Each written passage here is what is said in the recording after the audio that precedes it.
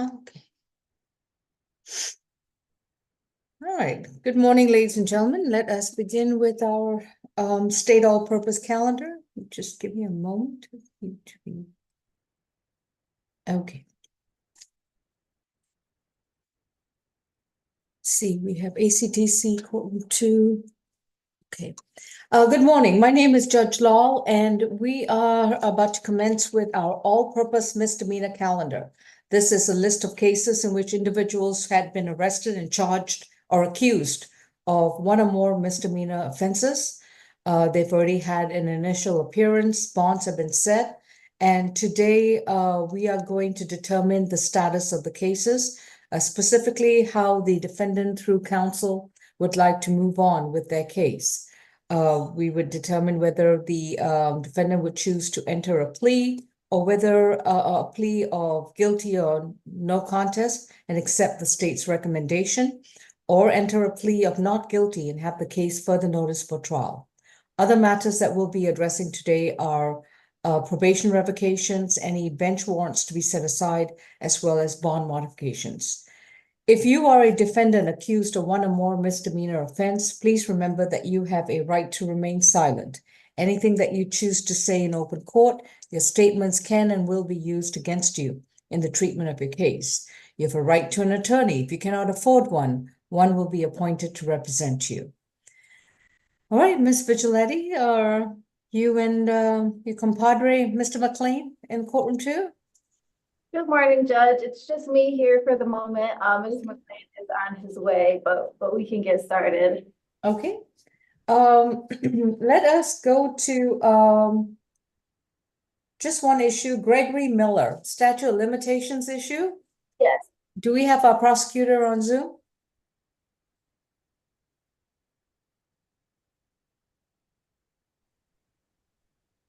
Ms. Falk? We do. I was just trying to set up my computer, but I am here. All right.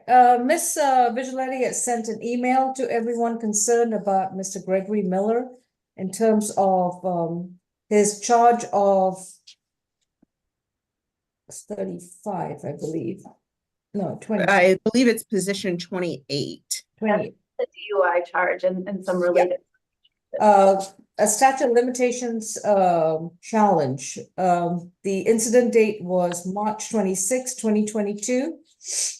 And when was he accused? He was accused on April 16th, 2024. I will say I make this challenge with a lot of humility because I am not a statute of limitations expert. I know we've had some extensions because of COVID. I did try to read them. I don't believe it applies because I do believe this is outside of the window, but I'm certainly open to correction. Ms. Well, have you had a chance to review that? I just did, Your Honor, and I am pulling up the information that I need to respond, which is, if my suspicions are correct, this is a bindover, which was based on a citation. The citation would have been the original document we were traveling on, and once the citation is issued, the tolling begins. I do have some case law I can present to Your Honor on that issue. I don't have any information that it was a bindover, so It actually is. I'm looking at the paperwork right now. I can when send was it over. addressed in municipal court? So the defendant was arrested on the citation on, let's see, March 20, well, he was set to appear March 27th of 2022. He appeared before court and it was bound over on January 11th of 2024. So those citations were presented in municipal court and bound over. All right, Ms. Vigiletti, do you have any other information to add? I actually don't have those documents either, so if you wouldn't mind sharing those with me as well. Okay, Have no problem sending them over to everyone. all right, based on this But I will, information, go ahead, Ms. Falk. if you do need, because of the late notice of this motion, I can get the certified copies of those citations to present to both the court and Ms. Vigiletti. But at this point, I would ask Your Honor not to rule on the motion if you would prefer to have certified copies of these citations. No, just send her what you have and then we can move on. I was just very curious. I can move on to our next case that's ready. Shall we address Oconee County Jail if that's Ms. Vigiletti's client? It's not, Your Honor. Okay. Is anyone present in courtroom 2 whom we can address? Who's your client? Yes, Judge. We have Mr. Lowell Potts here, position 30. Okay. Let me see if I can. And Your Honor, I just sent the citations over to both Your Honor and PD Vigiletti. Appreciate it. Thank you. Potts, position.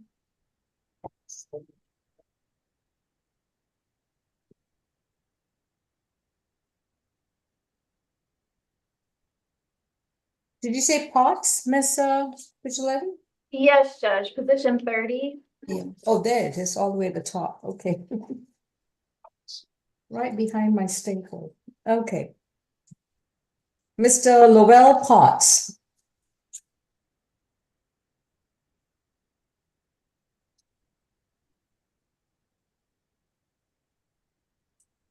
Okay, good morning, Mr. Potts. My name is Judge Lal, and we are addressing your specific case 24 CR 1767B, in which you're accused of stalking, a misdemeanor charge based on family violence from March 31st, 2024.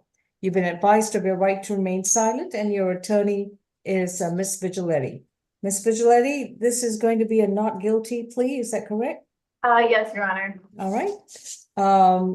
Am I accusing the case then? I mean, excuse me, am I arraigning the case? I'm happy to file a waiver. All right. Mr. Potts, your attorney, Ms. Vigiletti, will file a document, we call that a waiver of arraignment, in which she will enter a not guilty plea on your behalf, and your case will be further noticed for trial. With regards to this case, Mr. Potts had his initial appearance, and a misdemeanor bond had been set. Was $2,500, and it was a surety bond with no contact and the usual conditions. Yes, Ms. Vigiletti? Yes, Judge, I believe Your Honor set this bond a couple of weeks ago. at $2,500 surety bond, which I completely understand stalking is a very serious charge.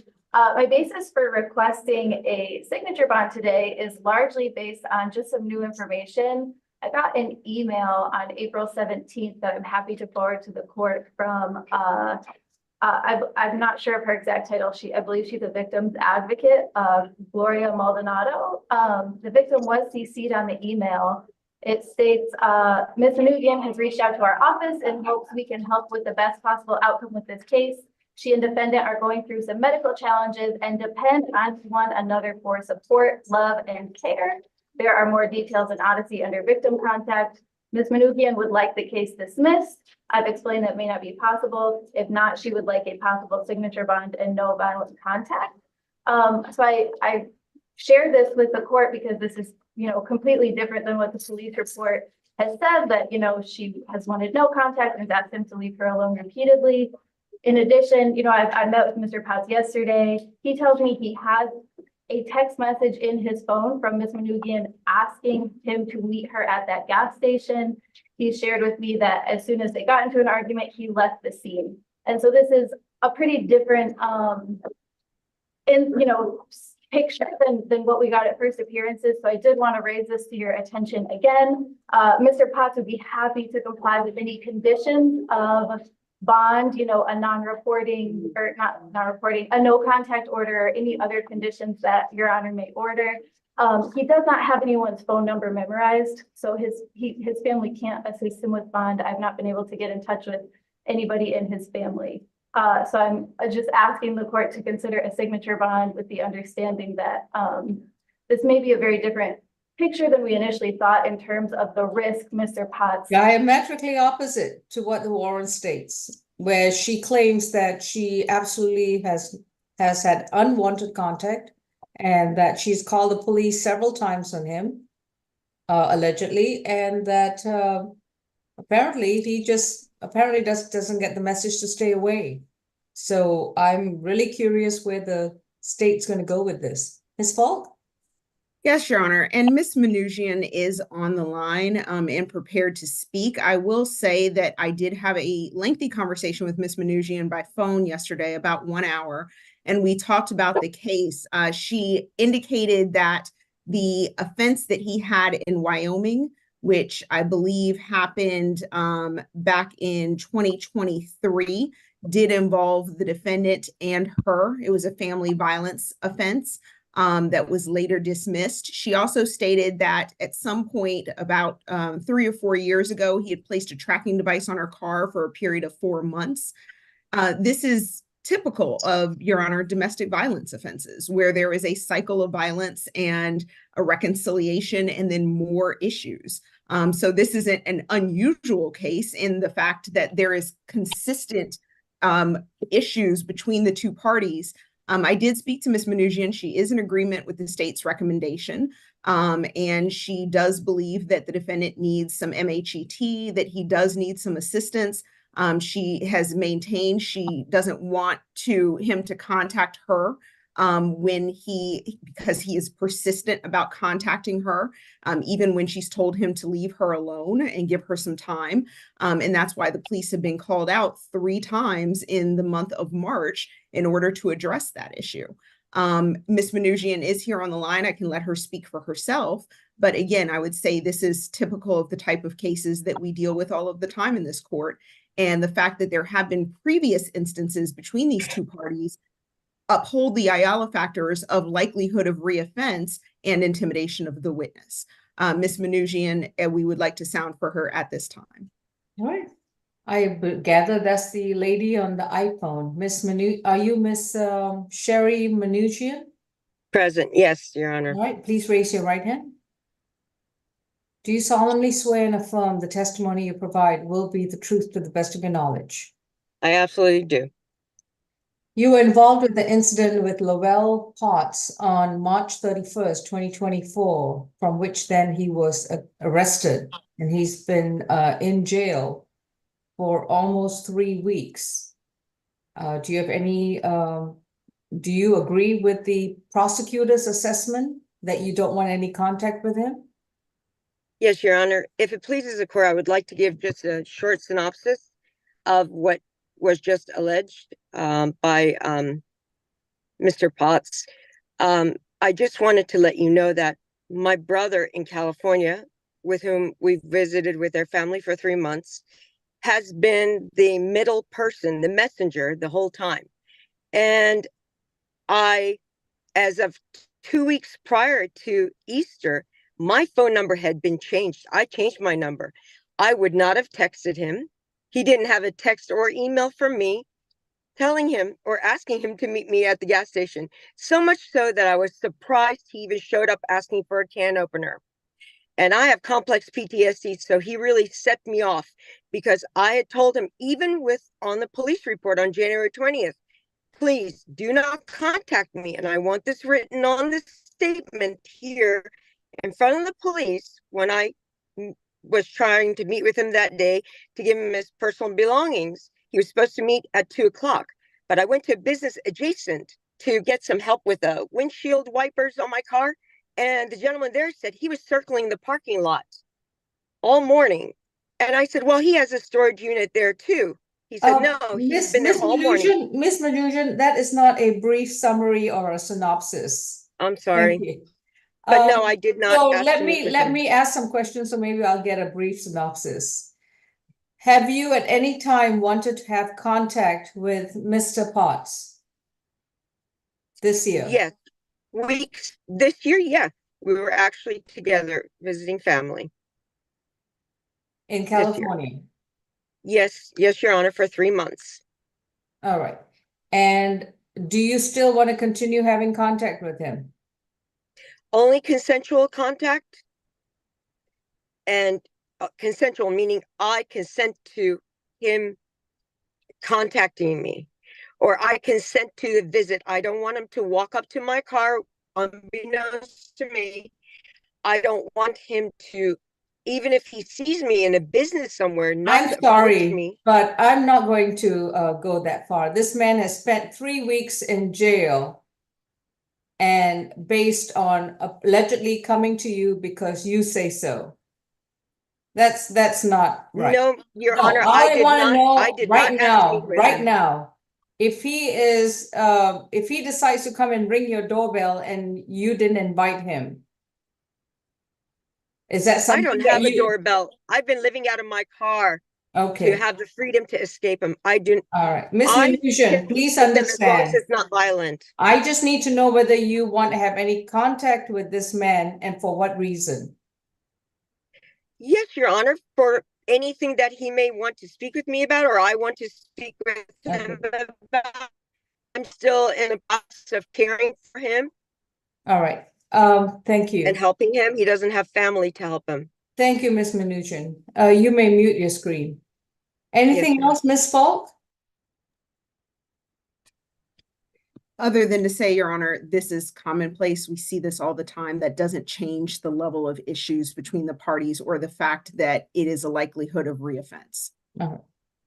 Mr. Potts, you have a very complicated relationship with this individual, Sherry Mnuchin, and now you have spent almost 3 weeks in jail based on the allegations set forth in the warrant, where apparently she only wants you around when she wants it, but when you are around and she doesn't want it, you end up in jail. Now, if that's the kind of relationship you would like to have, that's entirely up to you. But this is going to be the court order at the present time. Your bond is going to be set at $5,000. It's going to be a signature bond through pretrial services, level 1. Thank you, You'll Judge. report to pretrial once a month. You cannot afford to get arrested again, because if you do, that $5,000 signature bond will be revoked and converted to a cash bond or a surety bond. These are the very simple conditions to which you need to abide. These are not conditions set by Ms. Mnuchin. These are not conditions set by the prosecutor. These are not conditions set by your attorney. These are conditions set by the court order. And the order says no contact with Sherry Mnuchin. I don't care whether she calls you, she emails you, she shows up right in front of your face. You need to turn around and walk away. Do you understand? Yes. You are to stay 200 yards away from her. You're not to communicate with her in any way, form, or manner, in person, mail, email, phone, computers, social media, or even through a third party. Currently, your status relationship with Miss Nugent is extremely toxic, and which will only end up with you coming back to jail if you violate these conditions. Do you understand? Yes, All right. yes, You're not to consume any illegal drugs, no alcohol, and you're not to possess any firearms. I don't do drugs. Your Honor, we don't do, drink. oh, sorry. I don't, Yes, Ms. Falk? We do believe the defendant has a firearm in his possession, specifically in a storage unit. He will need to surrender that firearm within 30 days to this sheriff's office, which is what we are asking the court to order. Well, Mr. Potts, you and I, our relationship is off to a great start if you've already lied to me. Do you own a firearm? yes, All right, so I'm going to let that slide. But you need to retrieve that firearm and surrender it to the authorities for destruction. Any firearms. You're not allowed to own any firearms or possess them, whether it's in storage, in your home, anywhere. Do you understand, sir? yes, I'm being very honest with you. Like I said, my assessment based on the warrant and based on the information I've received from your attorney, the prosecutor, and Ms. Mnuchin, is that you will end up in jail if you violate your conditions again. Do you understand, sir? All right, he's passing out. Come on, Mr. Potts. You wake up. You okay? You I don't can. think he's okay. Let's take him to med. Thank you. The bond still stays in place, but let's take him to med. Mr. Mnuchin, again, please comply with the conditions. Do you understand, sir? Okay, thank you. He- Well, again. I'm sorry, Mr. Potts, not Mr. Mnuchin. Okay. Yes, Ms. Mnuchin, you may unmute. What would you like to say? Take you to the doctor. Yeah, he just, that was. You're on mute. Take you to the doctor. Okay, am I muted still? No, just 1 second. I- Deputy, if you want to stop video and take care of the situation, Yes, he we'll needs take a help. brief, just a minute. All right. Ms. Mnuchin, without commenting about Mr. Potts' health condition, yes, what would you like to say about contact? Yes, Your Honor. I have been his main provider, his caregiver. He has dementia, which comes and goes. It was not my choosing for him to be incarcerated for 3 weeks. I am the only help that he has, and I need to help him. Ms. Until Mnuchin, such time, no. we cannot not have contact. Ms. I need to Mnuchin, help if him. you have contact with him, he's going to end up in jail. No, So he's not. Yes, No, he he's is. not. Yes, No, he he's is. not. How All can right, you predict you the are, future? you're out. You're out. Thank you. We can remove Ms. Mnuchin. Ms. Falk, please have Ms. Mnuchin contact victim advocate. She cannot have any contact with him. Yes, Your Honor, I'll make sure she understands the condition. All right, thank you. All right. We're going to wait for Ms. Vigiletti to return. We'll take a brief recess.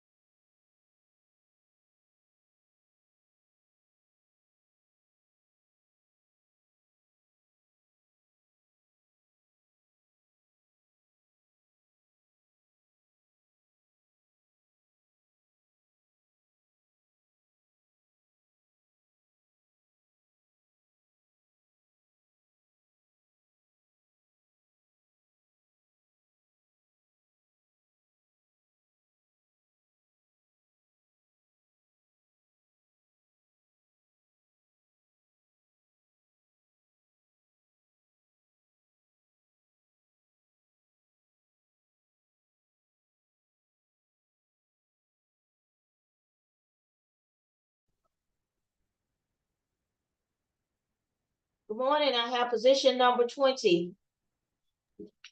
Last name is Hayes. Yes, Deputy, I'm waiting for courtroom 2 to come on so that the PD can address the case. Okay, thank you. Do you know where Miss Worthy is? Worthy? Is she at ACDC? I'm not I sure. think conflict counsel wants to speak with her. I think she is at ACDC. All right, thank you. As soon as courtroom 2 comes on, we'll address the cases. Thank you.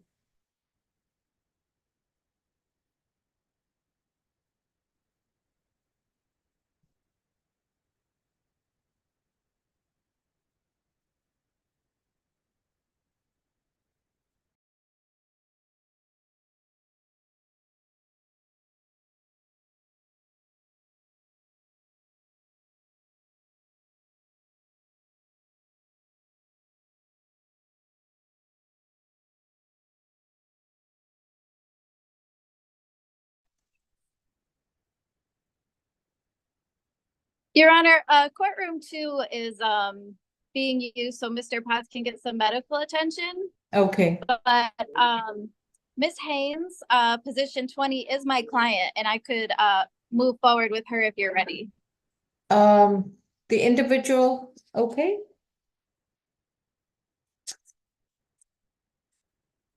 We have Ms. Haynes at position 20.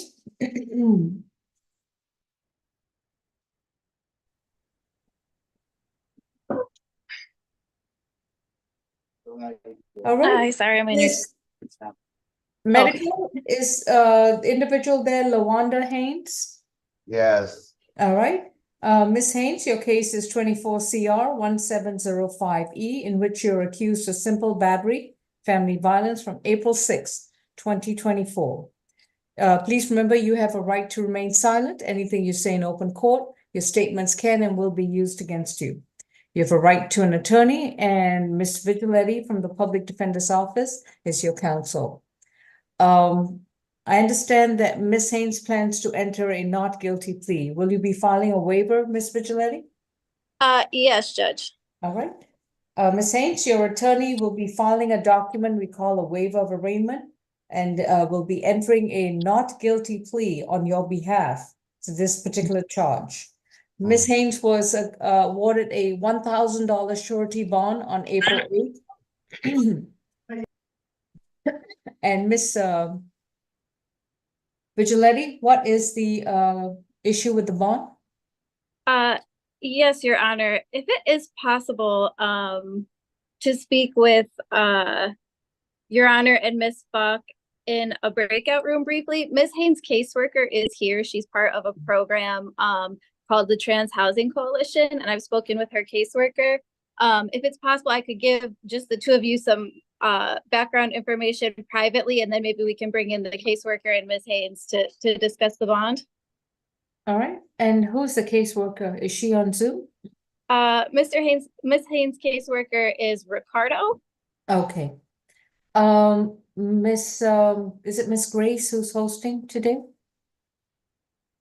No, Miss ma'am, Champion? Miss Champion. All right. Miss Champion, could you place Mr. Ricardo, who's on Zoom in a car, in a breakout with me, Miss Falk, and Miss Olivia Vigiletti? Yes, ma'am. Thank you.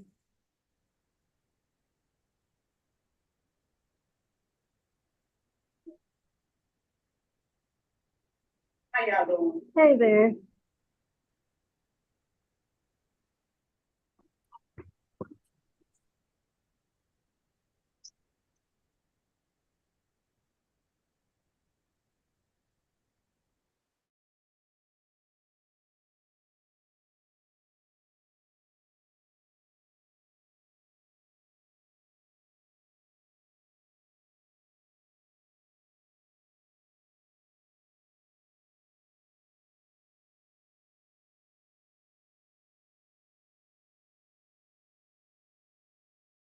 Host, can you start courtroom 2 video again?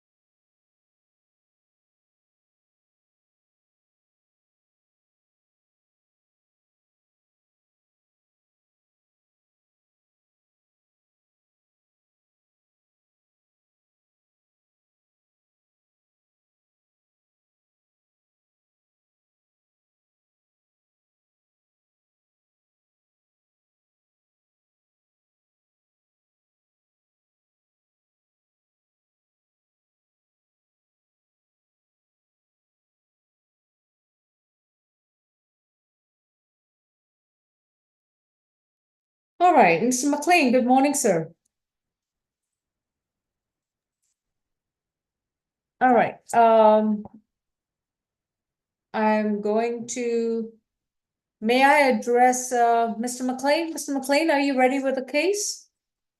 Ms. Bush is number 2. Position 4. I'm sorry, position 4. Or, okay, Ms. Bush would prefer to have the title Ms. repeat again, She would prefer to have the title Ms. when addressed. understood? Thank you. This is, Miss Brendan Bush, case number 24 CR 0017548. Ms. Bush, you've been advised of your right to remain silent, and your attorney is Mr. Michael McLean. Mr. McLean, are we still proceeding with the negotiated plea? We are. All right. Ms. Bush is accused of criminal trespass causing damage to property on November 27, 2023. May I place you under oath for purposes of the plea, Ms. Bush? Yes. Raise your right hand, other right hand. Do you solemnly swear and affirm the testimony you provide will be the truth to the best of your knowledge? Yes. Thank you. Ms. Falk, what's the bond recommendation for Ms. Bush? Yes, Your Honor, the state's recommendation is 12 months, serve 4 days, credit for time served 2 days from April 8th to April 9th of 2024.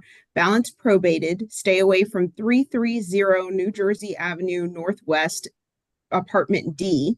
No further contact with Laura Efik, E-F-I-K, and Roberta Efik. 40 hours community service, and we are asking the restitution remain open for 30 days. We would like to sound for Miss Laura and Roberta Efik at this time, Your Honor. And we would ask the defense stipulate to venue factual basis and identification for the purposes of this plea. For said purposes, we do so stipulate. I'd like to ask the state, do you have anything more specific than D? Because that's a building. My client lives in an apartment, in building B as in boy, and this is D as in dog, but I don't have the specific D. Well, then I would say he needs to stay away from the entirety of building D. If he lives in building B, then Right. it shouldn't be a problem for him to stay away from building D. Oh, no, she won't have any problem with doing that at all, but I just wondered if it was more specific. Thank you. Thank you.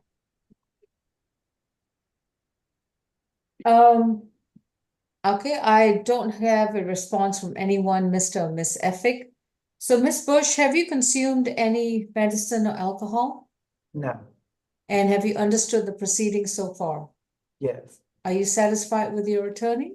Yes. Is anyone forcing you to take this plea today? No. Are you doing so freely, willingly, and voluntarily? Yes. Has your attorney explained to you that if you decide to accept this plea offer, you would not have a trial in your case? There will be no court of law for you to have a trial in front of a judge or jury, to have the opportunity to confront your accuser, challenge the evidence brought against you, present your defenses and arguments, and have the state carry its burden to prove the charge against you beyond a reasonable doubt. Are you prepared to give up these rights? Yes, Your Honor. How do you plead to one count of criminal trespass and damage to property? I plead guilty. Your sentence is going to be 12 months to serve 4 days, credit for time served 2 days. The remainder of the time will be on probation. You will report to probation this Thursday before 3 p.m. When you report to probation, you will complete 40 hours of community service. You must begin with at least 5 hours within 30 days of being released, and then 5 hours every month thereafter. So that means every month that you report to probation, you must have completed at least 5 hours of voluntary community service at any nonprofit agency that's not a church and not a school.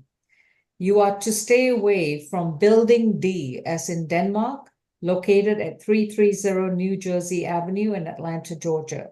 You may continue to reside in Building B, as in Bob, but you cannot enter Building D. I'm assuming that's a complete and separate and freestanding building. Would that be correct?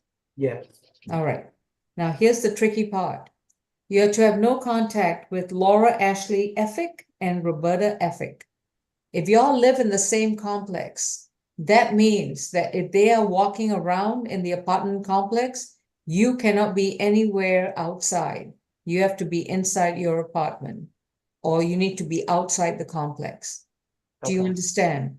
Yes, Your Honor. If you are driving in the complex, in or out, and they happen to be out and about, you cannot stop to smell the roses. You need to go directly, park your car, and get back into your apartment unit. Do you understand?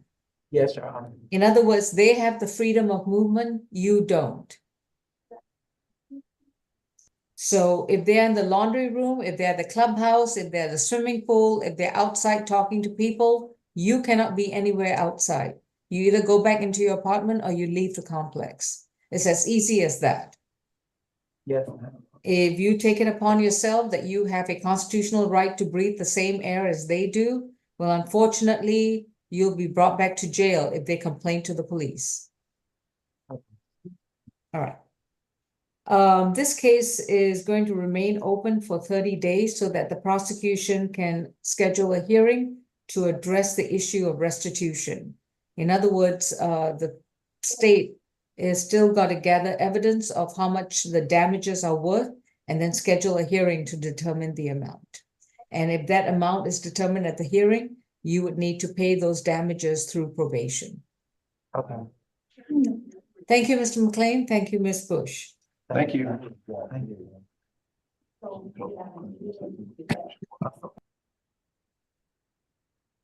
Next case, please. Mr. McLean, who do we have at Coney County Jail? Who's the, Say your name. Keelan Walker, is it John Walker? Keelan, Keeline Walker. County Jail is Keelan Walker. I'm going to have to talk to him about his probation case. I'll probably need a short breakout. It might be a reset because of what the recommendation is and where he is. Is our probation officer present? Yes, Your Honor. Good morning. Mr. Barnes. Okay, good morning, sir. How are you? Fine, thank you. Mr. Barnes, what was the proposed recommendation for John Walker? Keelan Walker? Yes. Keelan Walker, the recommendation was to revoke the balance of 49 days. Okay, all right. So, Mr.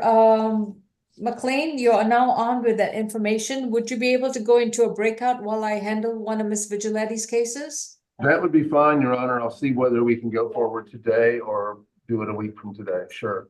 All right. Do you have a separate device or, Yes, Your Honor, we could do it, do a Zoom breakout. I'll go ahead and sign on, and get near a window where the reception is better. okay.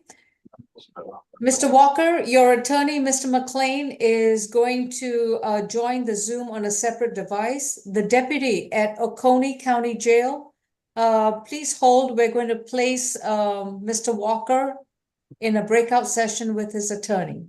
Yes, Your Honor. Thank you, sir. Courtroom 2, may I have one of Ms. Vigiletti's cases, please, or Ms. Maureen McLeod? If I see that she was on Zoom, I don't see her now.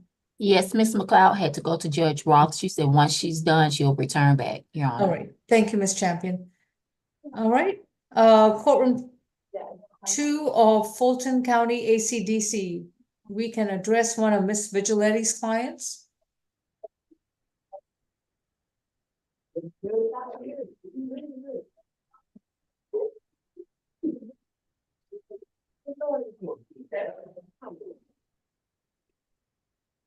You want to do Mr. Elder? McLean, yeah, that's just a yeah. Come on, Elder. That was just gonna be a waiver.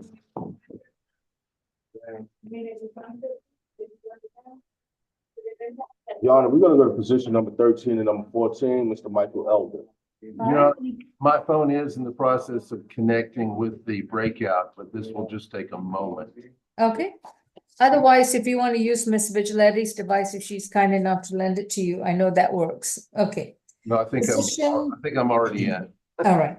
We have Michael Lee Elder, case number 23 CR 4564E, accused of battery family violence from July 23rd, 2023. His second case is bench warrant 24 FTA 000441 from November 3rd, 2023. Mr. Elder, you've been advised of your right to remain silent, and your attorney is Mr. McLean. Mr. McLean, are you entering a waiver of arraignment for both these cases? Oh, I'm sorry, I said waiver. Now that I'm looking at my announcements, 13 and 14 are requests for a 1-week reset. Okay. And the reason for the reset? Means nothing. Your Honor, to further look at it, we understand what the offer from the state is. He needs to discuss it with another attorney. All right. Both these cases are going to be reset to April 30th. Thank you. I'll go over to the window and do that breakout. All right. Mr. Elder, we will see you on April 30th. Thank you. So you're always not guilty. Everybody's presumed innocent. Oh, we need to mute courtroom 2. Officer Well, Norris, do we So, have? Yeah. we're gonna go to, Mr. Bobby Kendricks, and he's, trying to find his position, Your Honor. Okay.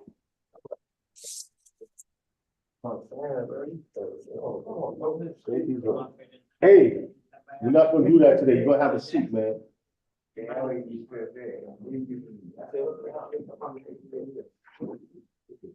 Is this a probation matter with Mr. Hendricks? This is position 26 on the SAP calendar. Oh, okay.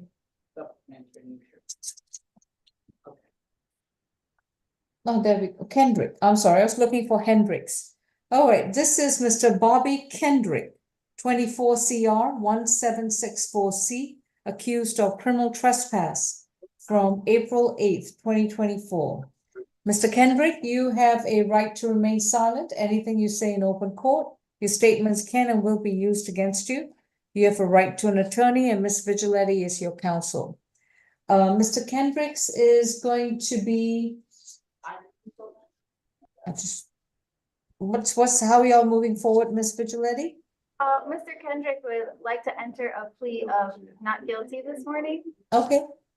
Shall I arraign the case, or will you be filing a waiver? I'm happy to file a waiver, Judge. Okay. I did want to just bring it to the court's attention. This incident is the location of this incident is the same as Mr. Kendrick's open felony. Yes. 2500 Center Street. It's close in time. It seems to be a related ongoing issue. I'm not sure the mechanics of this, but I was wondering when I was looking at this case if perhaps it makes sense to handle them together. I thought we had reset both cases together, but if not, yeah, we can go ahead and if you want to, let me see. What was the other case number? 1 second. The additional open case is in felony court. Oh, it's in felony court? Yes. Are you asking for this case to be consolidated with the Superior Court case?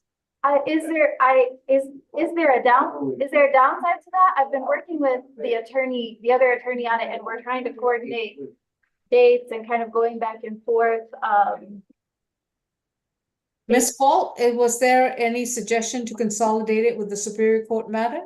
There had not been previous to right now. I will say, because these incidents are a month apart, I can ask the DA's office to take it. I cannot make them take this case. It is a month apart in time. There's really, other than the fact it was the same building, there's really no reason for them to agree to consolidation, but I can make the request. Okay. I appreciate it. All right, Bobby Kendrick's case is a waiver of arraignment, and it's going to be further notice for trial. Thank you. Thank you, Judge. I will come back Thursday. For your other.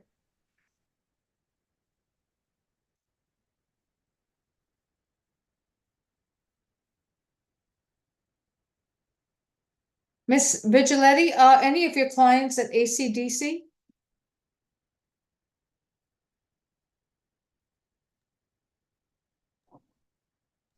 No, Judge, I'm sorry. These aren't my clients. All right, thank you. I could perhaps make some announcements while we're waiting for Mr. McLean on my clients who are not here this morning. So positions 20 and 22 are the same person. That's Derek Grigsby. Mhm. I spoke with Mr. Grigsby and Mr. Haddad spoke with Mr. Grigsby last week. He does believe that he's a Secret Service agent. I do think this should be a reset to the 11 o'clock calendar. And I have asked the social work team to visit him before his next court date. All right, for position 19, we will reset it to, what is the, I guess, would this Thursday be too soon? Otherwise, it will be May 2nd. I am not sure if the social worker can see him before Thursday.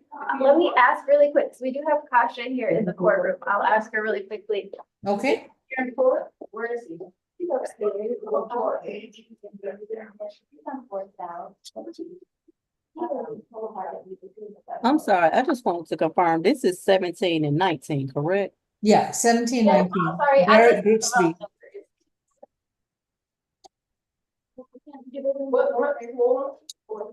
Fourth down. Okay. I can see him before Thursday. Now it's supposed to be to put it in my calendar. Go ahead and mute courtroom 2, please. Yeah, go ahead. Okay, go ahead, Ms. Vigilante. Kasha is able to visit him by Thursday if the court is able to squeeze him onto the Thursday calendar. No, okay, I'm just gonna put him there on a, okay, let's do that. Position 17 is reset to the competency calendar as an add-on, and that will be on April 25th. And this is for position 17 and position 19.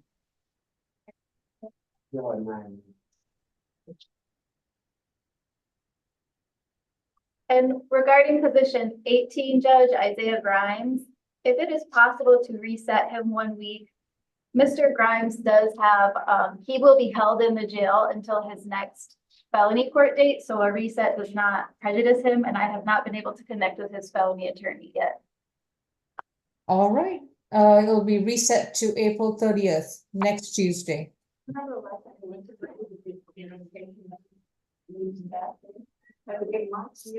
Anything else?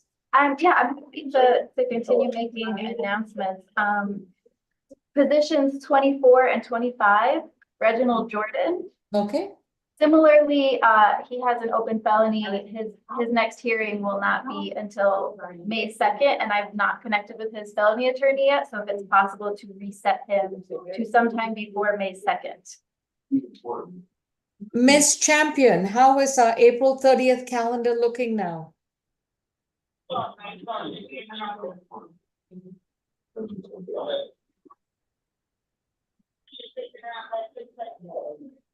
Miss Champion? Yes, he can be added onto the April 30th calendar. Okay. Positions 24 and 25 are reset to April 30th SAP.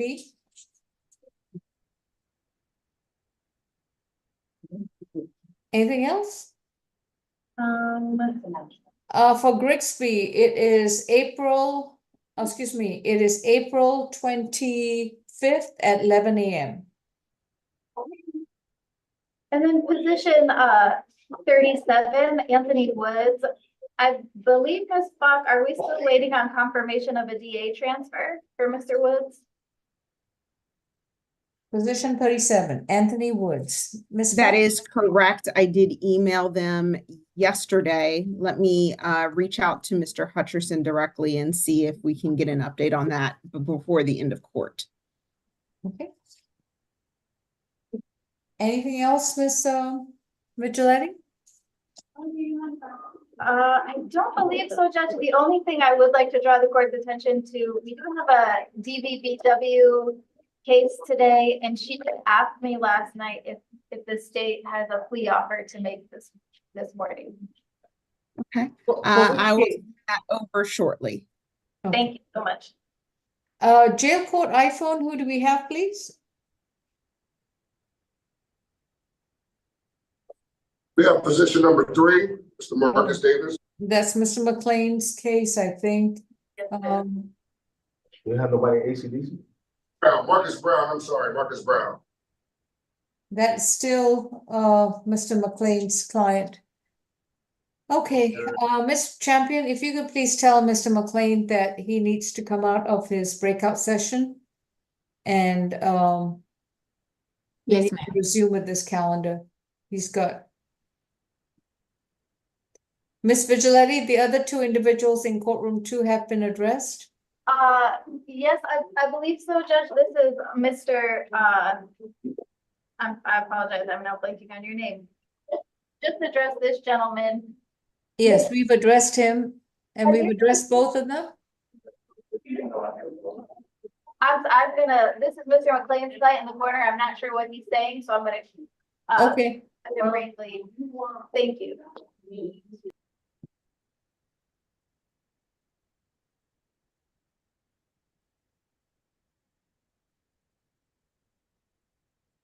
Mr. McLean, are we ready, sir? Your Honor, yes, I'm ready to request a 1-week reset. He's in Oconee County. I don't intend to physically travel there, but the Oconee County Jail, in my experience, has always been very good at communication. So I'll talk to him during the week, and let's do this next week as a hearing. All right, position 10 and 11 on the probation calendar is reset to the April 30th probation calendar. Thank you.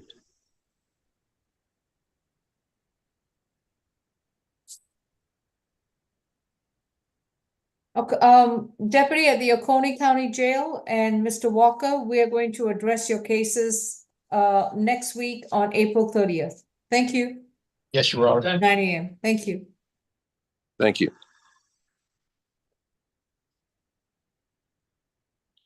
Your Honor, I'll go back physically about 50 feet away. I'll just go back into the courtroom.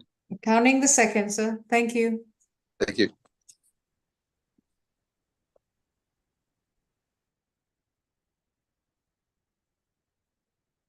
Good morning, Your Honor. Morning, Deputy Milton. Yes, I'm trying to get one of the PDs to start addressing the cases. Yeah, And Ms. McLeod has to step away to Judge Roth calendar. yeah, So she's she'll be- talking. I'm sorry, I didn't mean to. No, that's okay. She's talking. That's good. Yes, she's on the phone now with her client. Okay, excellent. And yeah. I have a question. Mm-hmm. You said position in 10 and 11 was Oconee? No, that is on the probation calendar.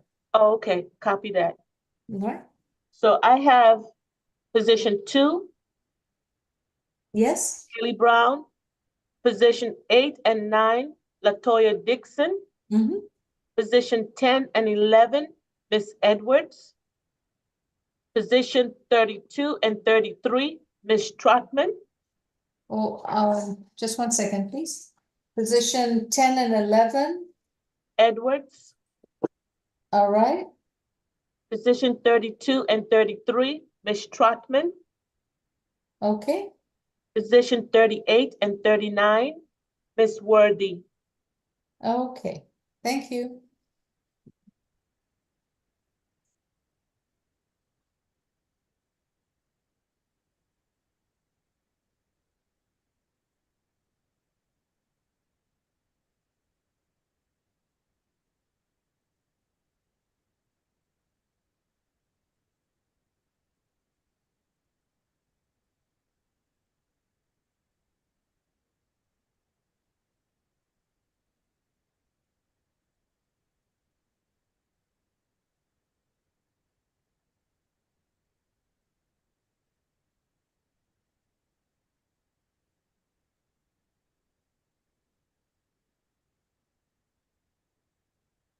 Courtroom 2 is Mr.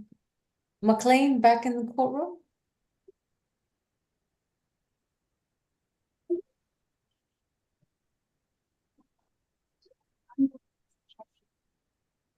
Yes, sir. Let's begin with jail court iPhone. Who do we have, sir? We have position number 3, Mr. Marcus Brown. All right, Mr. McLean, this is your client, Marcus Devon Brown. Case 24 CR 1700F. Accused Honor. of criminal yes, sir? Yes, that's position 3 is a non-negotiated plea. Okay. He's accused of criminal trespass and damage to property, battery, family violence, and hindering a person from making an emergency phone call from April 6, 2024. Mr. Brown, you've been advised, you have the right to remain silent. Anything you say in open court, your statements can and will be used against you. You have a right to an attorney, and representing you is Mr. Michael McLean in courtroom 2. I know you can only see his, can you see Mr. McLean on the screen? Yes, no? Yes, ma'am. All right. Please raise your right hand for purposes of the plea. Do you solemnly swear and affirm the testimony you provide will be the truth to the best of your knowledge? Yes, ma'am. Thank you. This is going to be a non-negotiated plea hearing, which means that the state will make a recommendation and the defense will make an alternative recommendation. I will let you know which recommendation I will accept before you need to decide whether you want to move forward with the plea. Ms. Falk? Yes, Your Honor. This incident happened back on April 6th. Officers responded to 5555 Roswell Road, apartment F6, in reference to a male trying to kick a door open. Upon the arrival of the officers, they spoke to Miss Narissa David, who was screaming for help. They made entry, observed her bleeding from the mouth. Miss David and her son were the only individuals in the residence. And the officers then spoke with Miss David, who stated that the defendant physically broke her apartment door open, damaged the door frame, placed a hole in the wall. She then said she was going to the living room to get her cell phone to call police after he broke into the residence. He then prevented her from calling the police by dragging her from the living room to her bedroom, causing her to get a laceration on her knee. He then punched his mother in the mouth, causing her to bleed, and punched a hole in the bedroom wall. When the officer took the defendant into handcuffs, they had to place him on the ground because he was still walking towards his mother in aggressive fashion, yelling and shouting at her, even after the police arrived. I will point out for the record that this defendant has 12 cycles on his criminal history. The defendant's history, as well as a cycle out of South Carolina from 2020 for drinking alcohol in public. The cases here in Georgia consist of a burglary from 2013, which it looks like was time expired restriction. The defendant also had a 2013 Clayton County cruelty to children, aggravated assault, and robbery. It looks like that was null prost. A criminal trespass in 2015, which was 12 months probation. Looks like a robbery by snatching in 2015, which looks like that was subsequently dismissed. A probation violation in 2015. A terroristic threats and acts case that was then null prost. Let's see, a criminal trespass and harassing phone calls. He entered a NOLO on that in 2017 and received 12 months with 20 days of confinement. He then had a criminal trespass case where he received 12 months, served 30 days in 2017. Another probation violation in 2017 where he received 30 days. And then finally, it looks like a theft by taking in Clayton County in 2018, where he received 12 months, served 39 days. He also had a probation violation stemming from that in 2018, where he got 30 days of confinement. And so for that reason, the state did request the sentence that is on our request, which was 12 months, served 60 days, credit for time served 18 days. That's going to be from April 6, 2024 to today.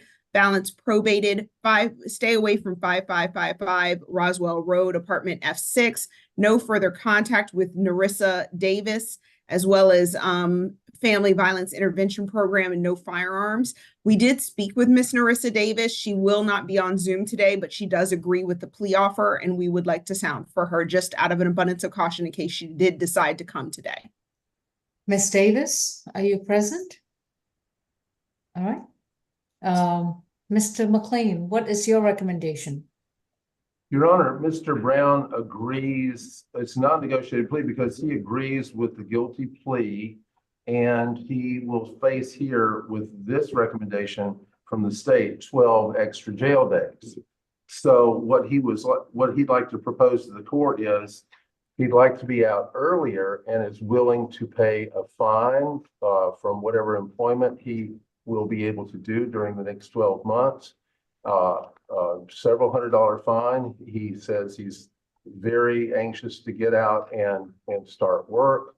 Your Honor, he also would be glad to do a lot of community service. I told him, the most community service I ever heard of was a couple hundred hours, 240 for DUI clients that are multiple offenders. So anything like 100, 150, 200 hours of community service, freedom is what's on his mind, and he wonders if the court could see its way clear to trading those 12 days for burdens on him.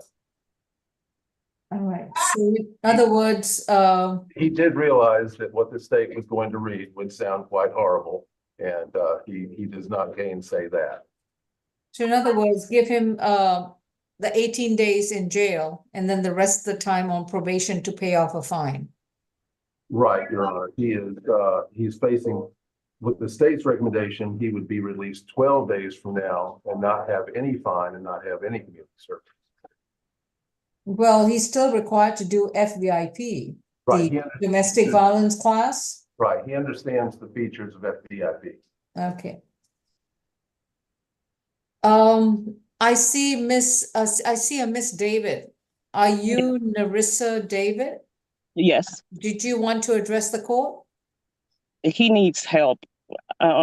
Miss David, could you please raise your right hand?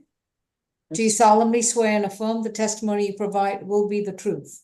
Yes. Yes. So the question is whether he should, he wants to be released and be on probation to pay a fine. Do you have any comment? As long as he have no contact with me, that I'm fine with that. Okay. Thank you, Ms. David. You may mute your screen. Thank you. All right. At first glance, Mr. Brown, given your significant criminal history record, and you are absolutely right. When one hears it, it doesn't look good at all for you. And it doesn't look good for one respect. You don't get to pick your sentence. We look at what kind of sentence is appropriate for you, given the totality of the circumstances. Given the allegations set forth in the warrant, if you're going to be pleading guilty to that and agree to those allegations, they are of a very serious concern. This shows an individual who has a blatant disregard for the respect of a parent to the point of engaging in physical violence and property damage with regards to your parent, which is highly contemptible. You don't get to pick your sentence based on the totality of this issue. The sentence is what is appropriate given the allegations, given your criminal history record, and given your propensity to reoffend. I'm going to accept the state's recommendation that it would be 12 months to serve 60 days, credit for time served 18 days. And yes, you would need to serve the additional 12 days in jail. And that is only at the courtesy of the sheriff of Fulton County that allows a 2-for-1. You will be on probation. You will report to probation every month. And a condition to your probation is that you're to enroll in a domestic violence program within 30 days of being released, and that you're to have absolutely no contact with Narissa Davis and to stay 200 yards away from wherever she happens to be, including 5555 Roswell Road, the entire complex. Mr. McLean, would your client like to move forward, or would he like to enter a not guilty and have the case scheduled for trial? Your Honor, we discussed court procedure, including non-negotiated pleas. It is my understanding he wishes to move forward. All right. In that case, do you stipulate to the factual basis, venue, and ID? We do, for the Alright. purposes of the plea. Mr. Brown, have you decided to move forward with this plea offer? Yes, ma'am. All right. If that's the case, then have you consumed any medicine or alcohol recently? No. Have you understood the proceedings so far? Yes, ma'am. And are you satisfied with your legal services? Yes, Lord. Are you entering this plea freely, willingly, and knowingly? Yes, Lord. Is anyone forcing you or inducing you to accept this plea offer? No. If you decide to plead guilty to these charges, you would have to give up your constitutional right to a trial in front of a judge or a jury. You will not have the opportunity to have the assistance of counsel, so you can go back to court to confront your accuser, challenge the evidence that's brought before you, present your own defenses and arguments if you choose to do so, and have the state carry its burden to prove the charges against you beyond a reasonable doubt. Are you prepared to give up these rights? Yes, Lord. Pleading guilty to one count of battery family violence means that will go on your criminal history record. If and only if you're ever arrested again for a similar offense, that will automatically be a felony charge. Has that been explained to you? Yes, ma'am. All right. How do you plead to one count of criminal trespass causing damage to property? Guilty. How do you plead to battery family violence against Narissa David? Guilty. How do you plead to one count of hindering a person from making an emergency phone call? I'm sorry? How do you plead? Guilty. All right. Your sentence for the criminal trespass causing damage to property is going to be 12 months probation concurrent with count 2. Your sentence for hindering a person from making an emergency phone call is going to be 12 months probation concurrent with count 2. Your sentence for battery family violence, which is count 2, is going to be 12 months to serve 60 days, credit for time served 18 days. You have an additional 12 days to serve at the Fulton County Jail. Once you have completed the additional time, you'll be released and you must report to probation on the first available business day, which will be Monday, Tuesday, or Thursday. The probation office is located at 132 Mitchell Street in downtown Atlanta. While you are on probation, you will report every month. You will enroll in a domestic violence intervention program within 30 days of being released from the jail. And you're to continue with those weekly classes without any interruptions at your expense. You are to have no contact with Narissa Davis. You are to stay 200 yards away from her and not communicate with her in person through mail, email, cell phone, computer devices, a third party, and even on social media. You're also to stay away from the entire apartment complex at 5555 Roswell Road in Atlanta, Georgia. You're not to consume any illegal drugs, and you're not to possess or own any firearms. That concludes your sentence. Thank you.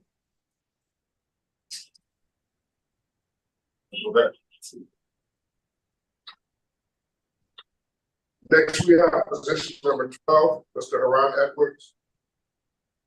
Your Honor, that is a negotiated plea.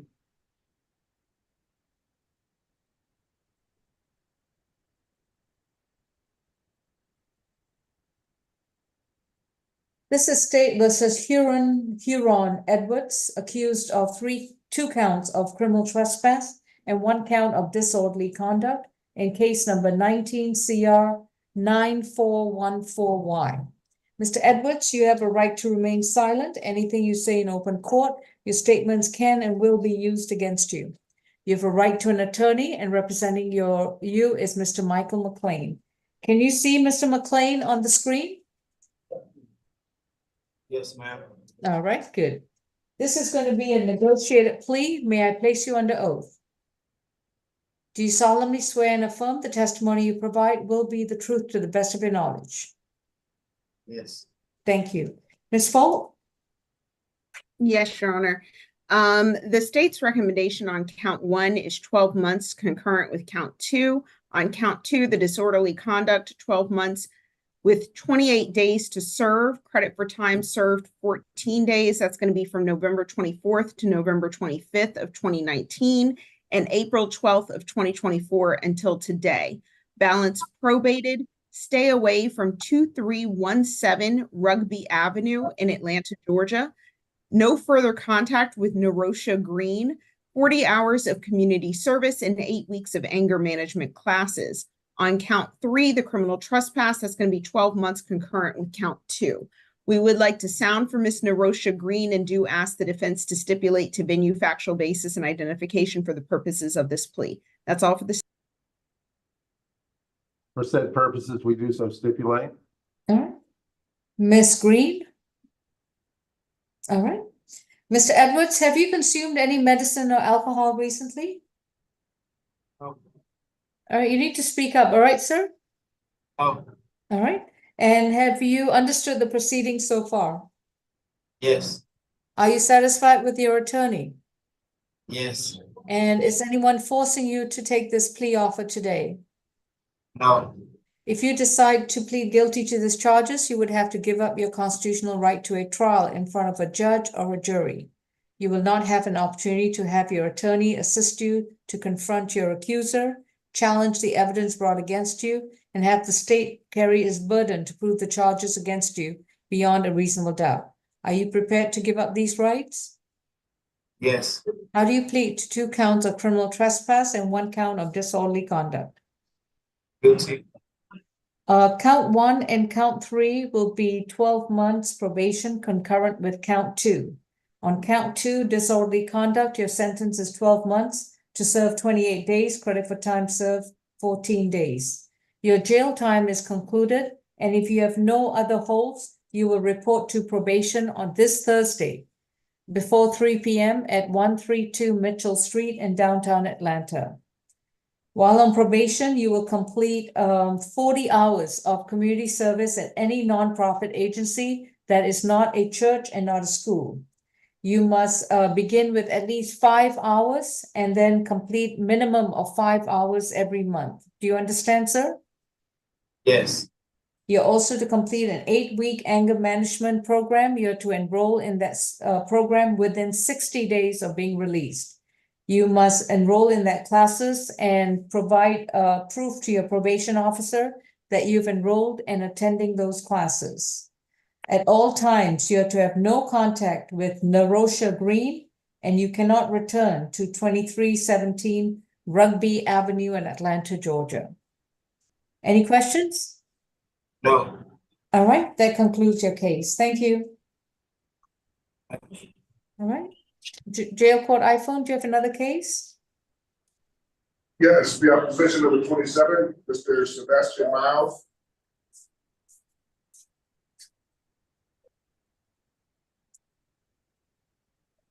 Mr. McLean, did you need to speak to any of your clients at ACDC? No, Your Honor. Just want to be sure. Thank you. This is State versus Sebastian Miles Jr., case number 24 CR 1697A. Mr. Miles, you have a right to remain silent. Anything you say in open court, your statements can and will be used against you. You have a right to an attorney, and representing you is Ms. Vigiletti. Do you see her on the screen? Yes. All right. Mr. Miles, I'm so sorry. You've been accused of 1 count of battery, family violence, 1 count of criminal trespass, 1 count of obstructing a person from making an emergency phone call, and 3 separate counts of cruelty in the 3rd degree. I understand that you'll be entering a not guilty plea. Ms. Vigiletti, shall I arraign the case or would you like to file a waiver? I can submit a waiver, Your Honor. All right. Mr. Miles, your attorney is going to file a document called a waiver of arraignment and enter a not guilty plea on your behalf. In Mr. Miles' case, he has a surety bond. I can't recall if this was the one that you were also seeking a bond modification. Yes, Judge. Okay, These charges, the total bond is 4,000 surety. He does have another charge. I just want to flag, I'm sure the court is aware, he is being held without bond on another case. He does have a bond hearing for that case on April 30th. And since Mr. Miles is before the court today, his family and Mr. Miles wanted to take this opportunity to, request a bond modification so that they can start to prepare for the possibility of helping him make bond should he get bond next week on his other case. all right. His current bond is $4,000 good bond with no violent contact with Amber Harris. Set by Judge Morrow. Okay. Ms. Fall? Yes, Your Honor. Just to let the court know that other case is an HV. So just to make the court aware, it's a felony. Understood. The defendant has 12 cycles on his history, a 2012 theft by receiving where he got 5 years of probation violation, in 2013 where he received 60 to 120 days at a boot camp. He also has a giving false name and driving with a suspended license in 2016 where he received 2 days, a probation violation in 2015 where he got 3 months confinement in Clayton County, a driving while license suspended in 2017 in Clayton County, and a willful obstruction where he got 12 months probation, a probation violation in 2017. It does not show the result of that. He was also arrested in 2020 in Clayton County for aggravated assault with a deadly weapon, 2 counts, criminal damage to property in the 2nd degree, as well as a probation violation. I believe that case is still open, but I can double check. I looked yesterday. As well as a 2020 fleeing and eluding that was later on dismissed, a 2020 escape and interference with government property, which were dismissed, and a 2023 possession of controlled substance in Schedule 2, 2 counts, possession of marijuana, possession of a firearm during commission of a felony, possession of a firearm to commit a felony, another possession of a Schedule 2 controlled substance, possession of cocaine and methamphetamine with intent to distribute, as well as possession of fentanyl with intent to distribute, possession of a Schedule 1 controlled substance, 2 counts, and I believe that involved MDMA. And then the most recent cases were a family violence battery out of Union City on December 29th, 2023 that was transferred to state court, and an April 7th, 2024 battery and cruelty to children, which is the case that we're on here today. So all in all, the defendant has quite an extensive history, especially several open cases involving not only family violence battery previously, but extensive drug charges and gun charges. I believe that would be the reason for the recommendation or for the order that the court imposed on this case. I see no reason based on the Ayala factors to change that situation. I will say that this incident happened in April 7th at the Days Inn Hotel at 2451 Old National Parkway. Upon arrival, Ms. Harris informed the officers that the father of her 2 children, the defendant, and herself got into multiple physical altercations. When he believed she was texting other men, he snatched her phone, struck her in the face. She stated she was going to call 911. At that point, he snatched and broke her phone. After breaking her phone, he took her car keys and tried to leave the hotel room. She followed. He began beating her in the hallway. At that point, they went into the elevator where the altercation continued. And the defendant was then detained and handcuffed in his brother's hotel room. Ms. Harris did state the major portion of the altercation occurred in front of her 3 children while they were in the hotel room. And the defendant did admit to the officers that he mushed Ms. Harris in the face but never punched her. However, the officers were able to observe that she had several bruises and cuts to the left side of her neck and mouth area. And for that reason, we ask that the bond remain as set. That's all for the state. And we would like to sound for Ms. Harris. Amber Harris? Yes. Yes, if she is here, Your Honor. She is. All right. Ms. Harris. Yes, ma'am. If you'd like to raise your right hand, do you solemnly swear and affirm? Your other right hand. Do you solemnly swear and affirm the testimony you provide will be the truth to the best of your knowledge? Yes. No. All right. So this happened not too long ago. What would you like to tell the court? I don't have a problem having contact with him. I have a newborn and a 1-year-old, and I'm very tired. I need help. We also see about his mom a lot too. With his mom? I'm sorry, I can't understand what you're saying. Would you like to sit up and just tell me what you're trying to say? His mom, we take care of his mom too. His mom is elderly and sickly. I didn't really have like no bruises on my face like that. I think I had like a little scratch right there. Like he didn't really like beat me. Like no, it wasn't like that. It was more so my phone. He didn't hinder me from calling the police. He broke the phone, and like I guess they misunderstood what I was saying or something like that. But he never Well, what hindered me. part was misunderstood? Was the phone broken or not? Yes, he broke my phone, but he didn't. I have 2 phones. I have 2 phones. So he broke one of them, Yeah, he broke one of them. right? What else? He never hindered me from calling the police. So I mean, if we could get like a cheaper bond or a signature bond, that would be great, so that he can come home. He does, because I need help.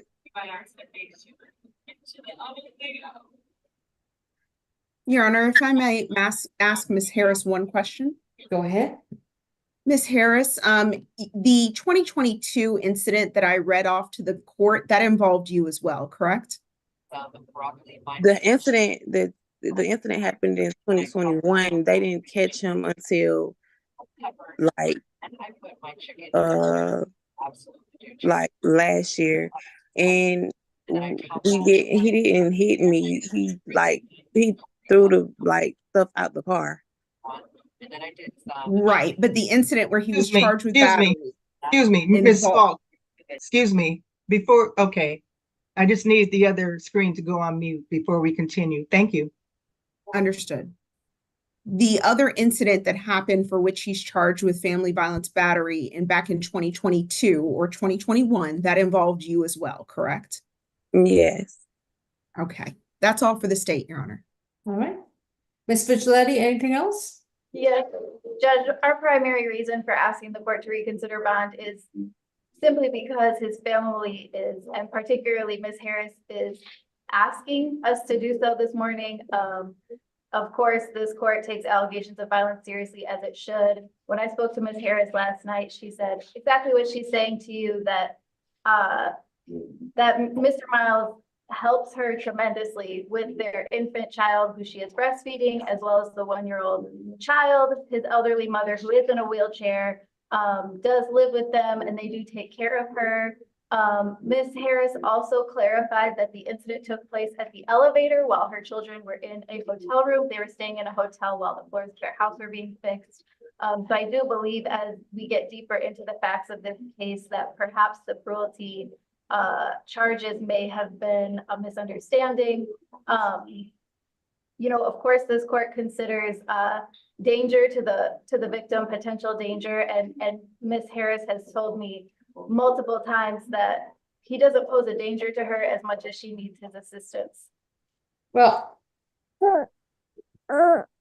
it's clear from Judge Morrow's order that when he allowed for no violent contact, that he believes that Mr. Miles, what was his name? Yeah, Mr. Miles, would comply with at least no violent contact with Miss Harris. That isn't the issue. The issue is his significant criminal history and his open felony case. These are the problems that, Miss Harris, could you please mute your screen? Thank you. These are the problems that are preventing him from getting a complete signature bond. He doesn't qualify for a signature bond in its entirety because of that. On the battery family violence, that's going to be a $2,000 surety bond.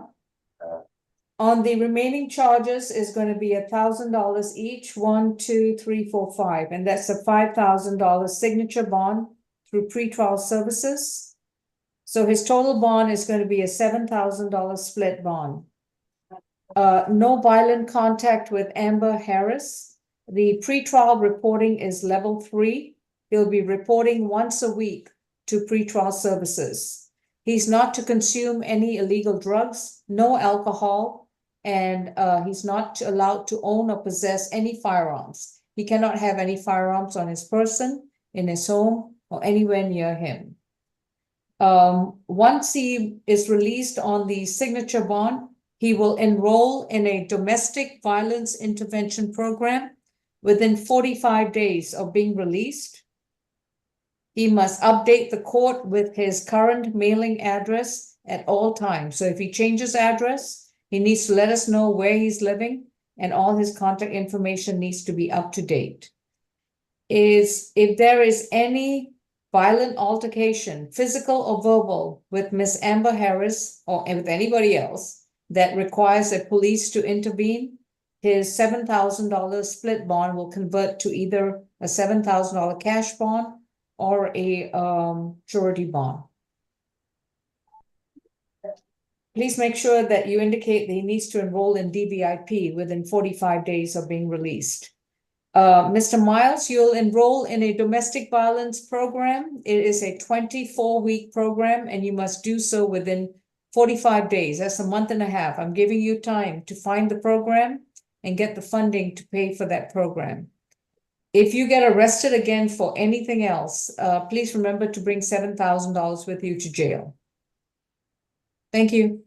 And Judge, just if I may, I believe I misheard you earlier. This will be converted to $7,000 signature Oh, bond. well, the signature bond portion, so that will be converted to a surety bond. So it'll be a $5,000. That portion will convert to a surety bond Okay, so or a cash bond, depending on what he's arrested for. okay, so the battery family violence is a $2,000 surety, and all other charges is $1,000 each signature. Yeah. Okay, Level 3, pre-trial. okay, and I've got all the other requirements. Thank you. Okay. Thank you. Any other cases at jail court iPhone? Well, yes, the next 3 are on the probation calendar. Okay. We have probation on the probation calendar is 1 and 2, David Dakota. Position 1. Okay. Do you have Dakota, Griggs, excuse me, and who else? O'Malley? And then we have Janae Renfro, Oh, Renfro, okay. and then we have Thomas O'Malley. Thomas O'Malley. Okay, sir. Thank you. Okay. All right, Mr. David Dakota, my name is Judge Lal. Please remember that you have a right to remain silent. Anything you say in open court, your statements can and will be used against you. You have a right to an attorney, and representing you presently is Ms. Vigilante. Okay. I'm sorry if I may interrupt briefly. I haven't spoken with Mr. Dakota yet. I had some trouble talking to folks on the 4th floor yesterday. If we could just speak very quickly, I just want to make sure he understands the terms of his probation. Have you spoken to Mr. Renfro and Janae Renfro and Thomas O'Malley? Mr. McLean has. Your Honor, talked to Mr. O'Malley, and that's ready today. Mr. Renfro is simply being recommended for continuation of probation. I don't think he'll have a problem. Okay. All right, Deputy, we'll address Renfro and O'Malley, please. Are you Mr. Renfro? This is Mr. O'Malley. Mr. O'Malley, okay. Thomas O'Malley's got a probation revocation matter, 24 PV 00509. And the underlying, I don't have his, oh, here it is. His underlying cases. Excuse me, this is Thomas O'Malley, right? Right. He's got several cases on the probation calendar. Let's begin. Mr. O'Malley, first of all, you have a right to remain silent. Anything you say in open court, your statements can and will be used against you. You have a right to an attorney, and representing you is Mr. Michael McLean. Let's begin with your cases. Position 5. You were convicted of 2 counts of theft by shoplifting in case 22 CR 5766A. Your second case is a third conviction for theft by shoplifting from February, and this is case number 23 CR 3921A. Your probation violation case numbers are 24 PV 000508, 24 PV 000509, and those are your 2 probation violation cases. All right, Officer Barnes, may I place you under oath, sir? Yes, Your Honor. Do you solemnly swear and affirm the testimony you provide will be the truth to the best of your knowledge? I do, Your Honor. Thank you. And sir, why are we seeking a revocation from Mr. O'Malley? Your Honor, we're going to start with the case ending in 005766A. Mr. Yes, sir. O'Malley was before the court on December 15th of 2022 for offense of 2 counts of shoplifting. He was sentenced to 12 months of probation, stay away from 1723 Lakewood Avenue, the Family Dollar, and to complete a shoplifting course. There was a prior revocation hearing on July 6th of 2023, where the court at that time frame did find a violation, but continued Mr. O'Malley on probation. At this time, Your Honor, Mr. O'Malley reported one time after that hearing on July 18th of 2023 for that one time, and never reported back after that. At that time, Your Honor, a warrant was issued on January 14th of 2023 for absconding supervision, Your Honor. At this time, it is 53 days left on this particular case. Probation will respectfully ask that probation be revoked 53 days and commuted time served, Your Honor. The second case ended in 3921. Mr. O'Malley was before the court on July 6th of 2023 and was for the offense of shoplifting. He was ordered to do 12 months of probation, a shoplifting course as well. And according to our records, the last day of reporting was July 18th of 2023 for that one time. Warrant and total order was issued by Judge Roth on November 14th of 2023. There are 218 days remaining on this case. Probation respectfully asks that 60 days be revoked and terminate probation. You know, the recommendation we got from the probation department was 24 days time served on one and 30 days revocation and close the case on the other. So what we were primarily interested in was whether or not the credit that was being given on the 24 days to make it time served also applied to the 30 days or not. That's what we were trying to figure out the math on. All right, let me just clarify. Officer Barnes, I'm sorry, I couldn't hear one of the figures clearly. On position 5 on case ending in 5766A. Yes, ma'am. What was the recommendation? To revoke 53 days and commute it to time served? Correct, Your Honor. And the other one was to revoke 60 days and to terminate probation? Correct, Your Honor. All right, and what happened to the 30 days? Well, in review of this particular case, that was the original recommendation that was sent on yesterday at 1:24 by Ms. Allen, which is revoke 60 days and close case. I received revoke 30 days and close case, correct? No, it was 60. Well, Either way it goes, this is his second revocation hearing, for the same, it was the second revocation hearing from the first case where he did not do anything that was initially returned to probation to complete, nor did he do anything they were supposed to do on the second case. So I think 60 days is a fair, recommendation versus the remaining 218 days. All right, he's been in custody now for 30 days presently for these probation warrants on both cases. So now they're asking for revoking 60 days, which would complete his time in jail. Mr. McLean? Your Honor, if I was mistaken about the 30, I apologize, but He's been in custody for 30 days. So were you thinking revokes no, I just to serve 60 days, credit for time served 30 days, and terminate probation? I was curious about the credit, yes. If it's a total of 30 days, Mr. O'Malley and I have discussed that and he can live with that. But I had thought that the 30 days might have some credit and we just needed to clarify that. Officer Barnes. Yes, Your Honor. So I understand the reason for the revoked 60 days. As you know, the sheriffs at jail give him a 2-for-1 credit.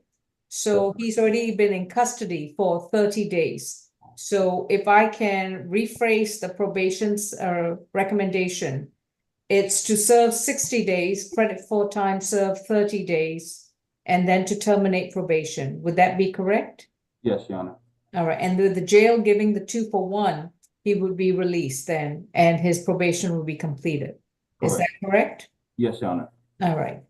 Mr. McLean, would you agree with that recommendation? I believe my client does agree with that. Is that correct, Mr. O'Malley? Your Honor, yes, sir, Your Honor. Yes, ma'am. Okay, thank you. Yes, ma'am. Yes, ma'am, Your Honor. Yes, ma'am. I'm not offended either way, Mr. O'Malley, but let's proceed with this. I'll accept the state's recommendation. On case 22 CR 5766A, it will be recorded as a probation violation, a second probation violation, to revoke 53 days and to commute it to time served. So his sentence for that case is completed. On case 23 CR 3921A, I'll accept the state's recommendation. It'll be recorded as a first probation violation. Yeah. And the recommendation is to serve 60 days, credit for time served 30 days, and the probation will terminate. So his jail time for these probation violations are completed, and he should be released within 24 hours. And Mr. O'Malley, I'll tell your dad, your stepmom, and your brother. Okay, I've been in contact with them. Yes, sir. Yes, sir, officer. Thank Yes, you. sir. All right. Thank you.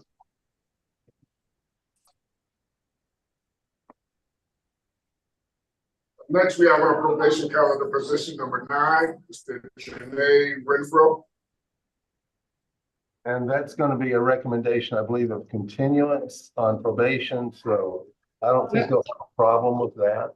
Let's see. Janae Renfro, the case is 19 CR 003243G, in which she was convicted of one or more of the following offenses: battery, family violence, simple battery, family violence, and cruelty in the third degree.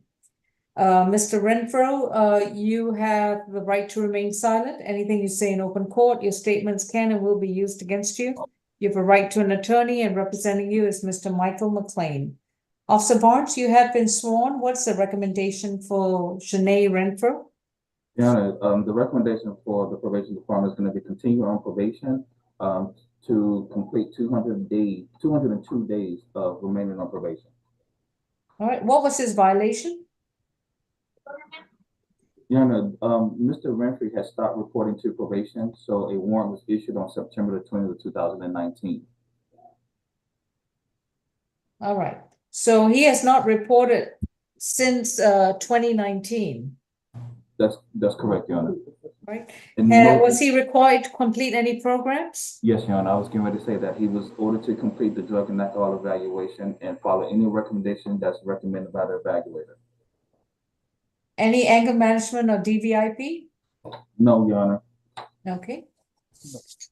Mr. McLean, is that your understanding that your client will accept the violation and continue on probation? Yes, Your Honor, he can get an evaluation done rather quickly over at Ten Park Place. And that's just a matter of talking to a qualified person. And the meeting doesn't last for very long. And if he qualifies for low income, that should be free. Mr. Renfro, did you hear that? I can't. There's a lot of noise in the hallway. I really can't hear you guys. The main point he needs to hear is Ten Park Place. Get over there. Okay. Mr. Renfro, do you know what happens at That's Ten Park Place? That's for the evaluation, correct? Correct. Okay. So If you you have- have not reported to probation since 2019. You Yeah. have 202 days left on probation. Okay. You're going to report to probation twice a month. All right. Twice a month, Okay. beginning with this Thursday. I need to see whether he has any holds. He's got a hold. No, I don't think so. He's got a South Fulton hold at the present time. Is that your understanding, Mr. Officer Barnes? Your Honor, we're not aware of any holds for Mr. Renfro. Your Honor, can we also add one more thing to Your Honor? There was a no further violent contact with the James Renfro. We also asked that that also be reinstated. Oh, yeah, that'll be reinstated. My question is his hold. He's got a hold, I'm looking at it on the jailing screen. From South Fulton PD. Ms. Champion, can you confirm that for me? 1 second, Your Honor. Mhm. He cannot be released until South Fulton comes and picks him up because he's got no bond.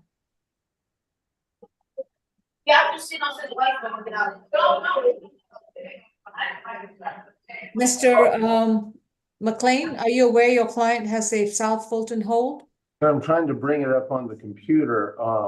South Fulton is a city, so if they have a city hold, I'm sure he'll be able to take care of that. It's probably something minor. I hope so. All right, Mr. Renfro, you've got a South Fulton city hold. Ms. Champion, would you agree?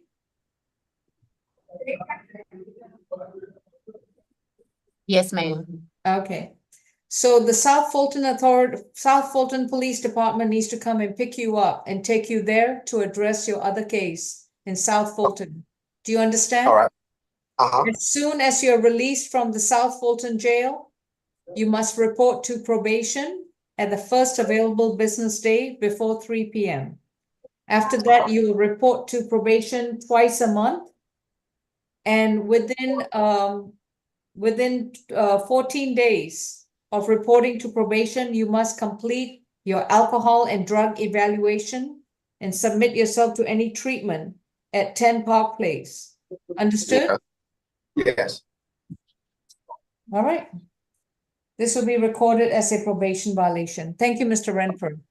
Thank you. Right, Mr. McLean, if you want to get on your device, you can, we can put you in a breakout with jail court iPhone so you can talk with your other client. What was it, Mr. Decotu? That's my client, Your Honor. I'm logged into Zoom, so if I could speak to him really briefly, I think it's gonna be a very short conversation. Okay. As soon as you are connected on Zoom, Miss Olivia Vigiletti, jail code iPhone, you're going to go into a breakout session with Miss Olivia Yes, and just listed as Olivia here. Yeah. Ms. Champion, can you, or Ms. Grace, can you place Ms. Vigiletti? She's on the Zoom as Miss Olivia. Yes, ma'am, I I have. appreciate it. Thank you. Mr. McLean, you have a couple of clients at ACDC. Shall we proceed? Yes, Your Honor. Okay. Is Miss, We have Ms. McLeod client here, Ms. Worthy, position 38 and 39 in front of you. all right, Mr. McLean, please hold. Mr. Worthy, okay.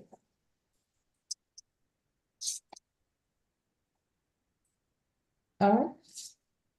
Ms. McLeod, good morning. Good morning, Your Honor. How would you like to proceed with Naisha Worthy today? This is going to be a negotiated plea, Your Honor. All right, thank you. For the ladies at Fulton County ACDC, thank you for your patience. My name is Judge Lal, and I'd like to remind all of you that these are open, active cases against each of you. So please remember that you have a right to remain silent. Anything you say about the case in open court, which on this virtual court, it's recorded and live streamed. Your statements can and will be used against you in the treatment of your case. So please, if you have to say anything, let me know and we can let you speak to your attorney. You have a right to an attorney. If you cannot afford one, one will be appointed to represent you.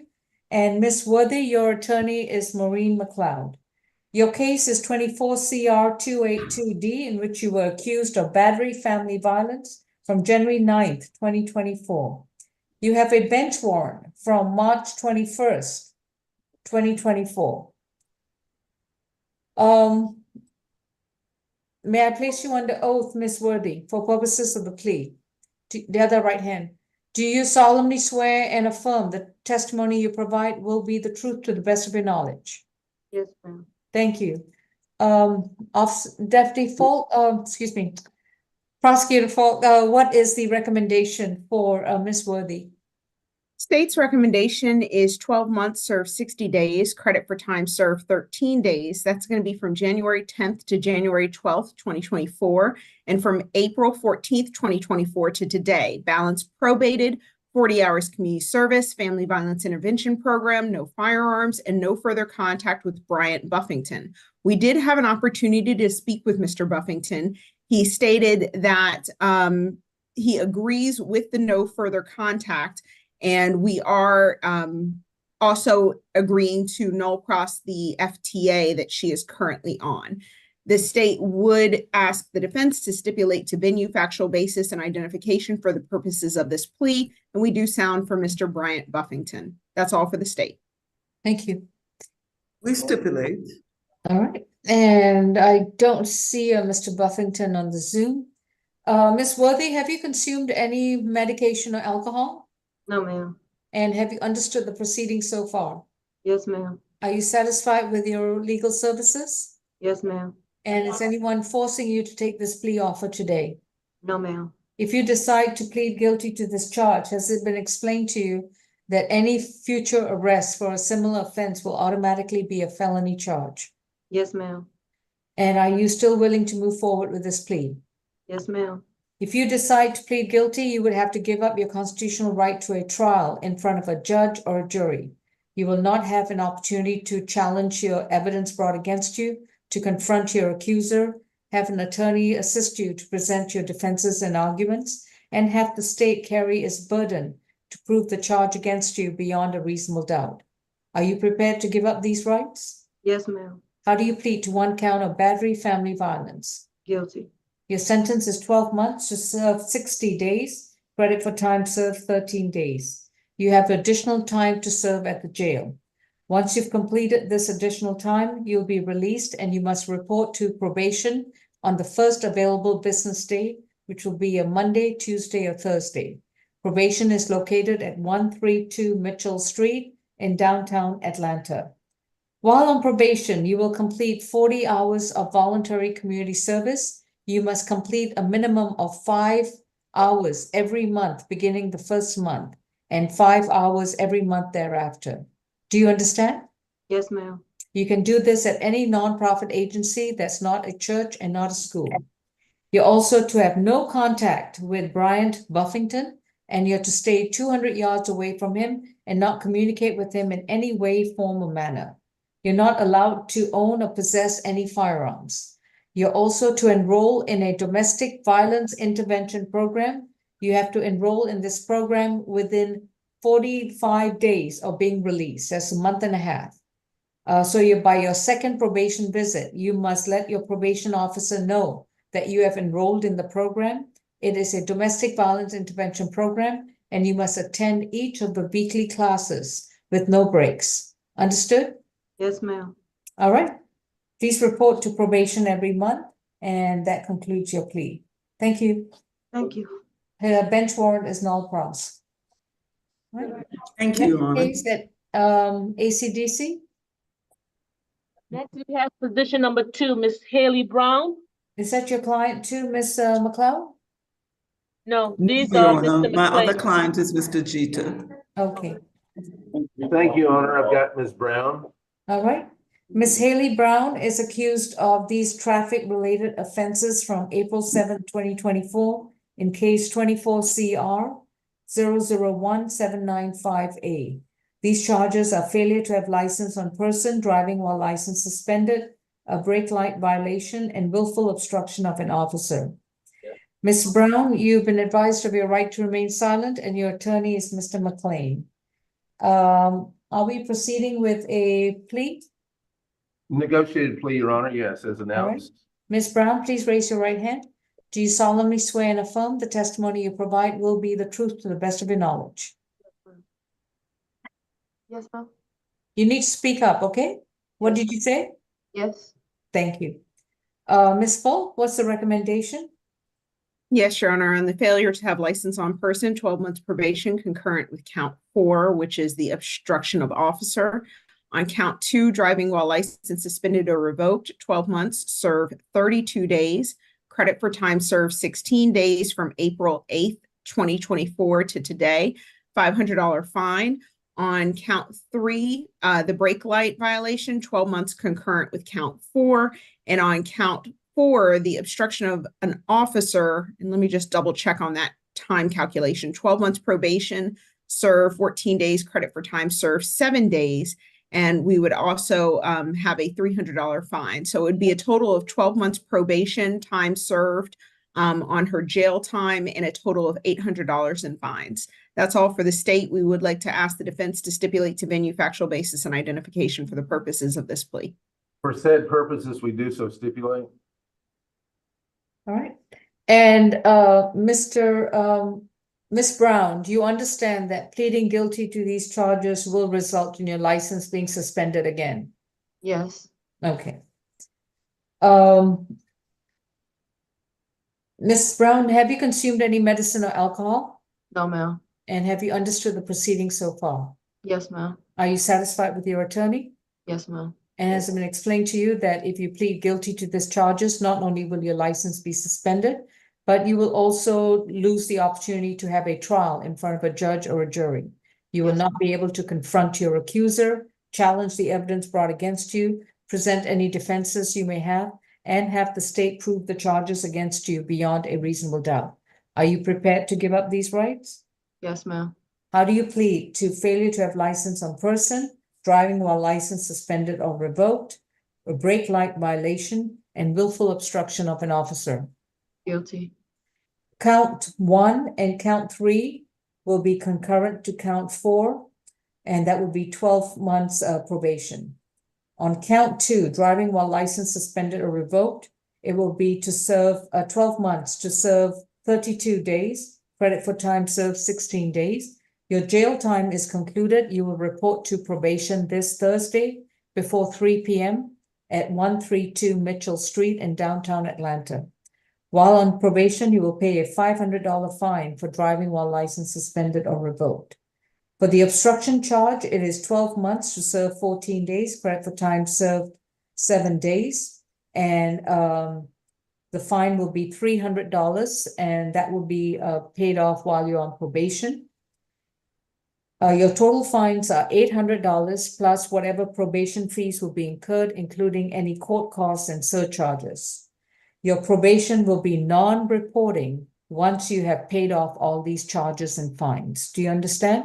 Yes, ma'am. But at all times, you're not allowed to drive until you have a valid driver's license that's reinstated, adequate automobile insurance, and proper registration. Yes, Thank ma'am. you. Your Honor. Your Honor,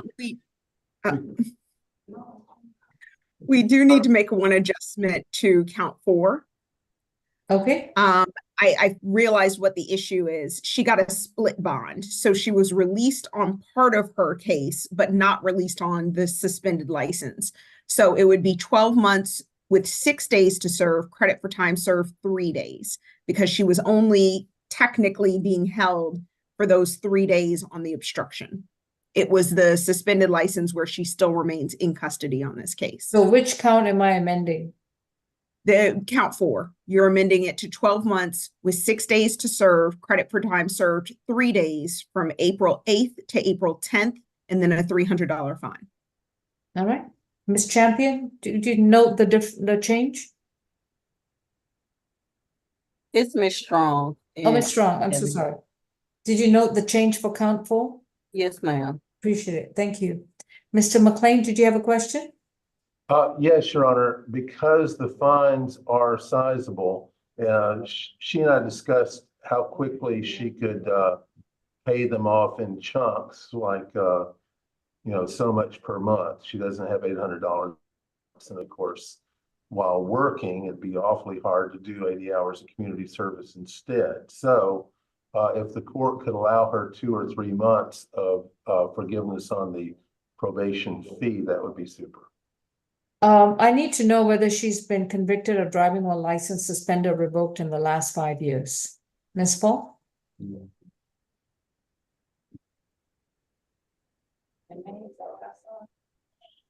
If Your Honor will just give me a moment, I can check. Mhm. Let's see. And also, Mr. McLean, what's your client? Where is she employed? I don't have that written down. She was talking about getting work as soon as she got out, but I didn't write down where that was hoped to be. Yeah, but it's still so good. Okay, so her last offense was driving without a valid license in 2017. So she's right outside the 5 years. Okay. I will waive probation fees. Let me see, this is middle of April, so it'll be to the end of June. She will start paying probation fees from July 1st, 2024 onwards. Thank you, Your Honor. All right, thank you, Ms. Brown. That concludes your case. ACDC, I'll be right back with you. Ms. Jail Court iPhone and Ms. Vigiletti.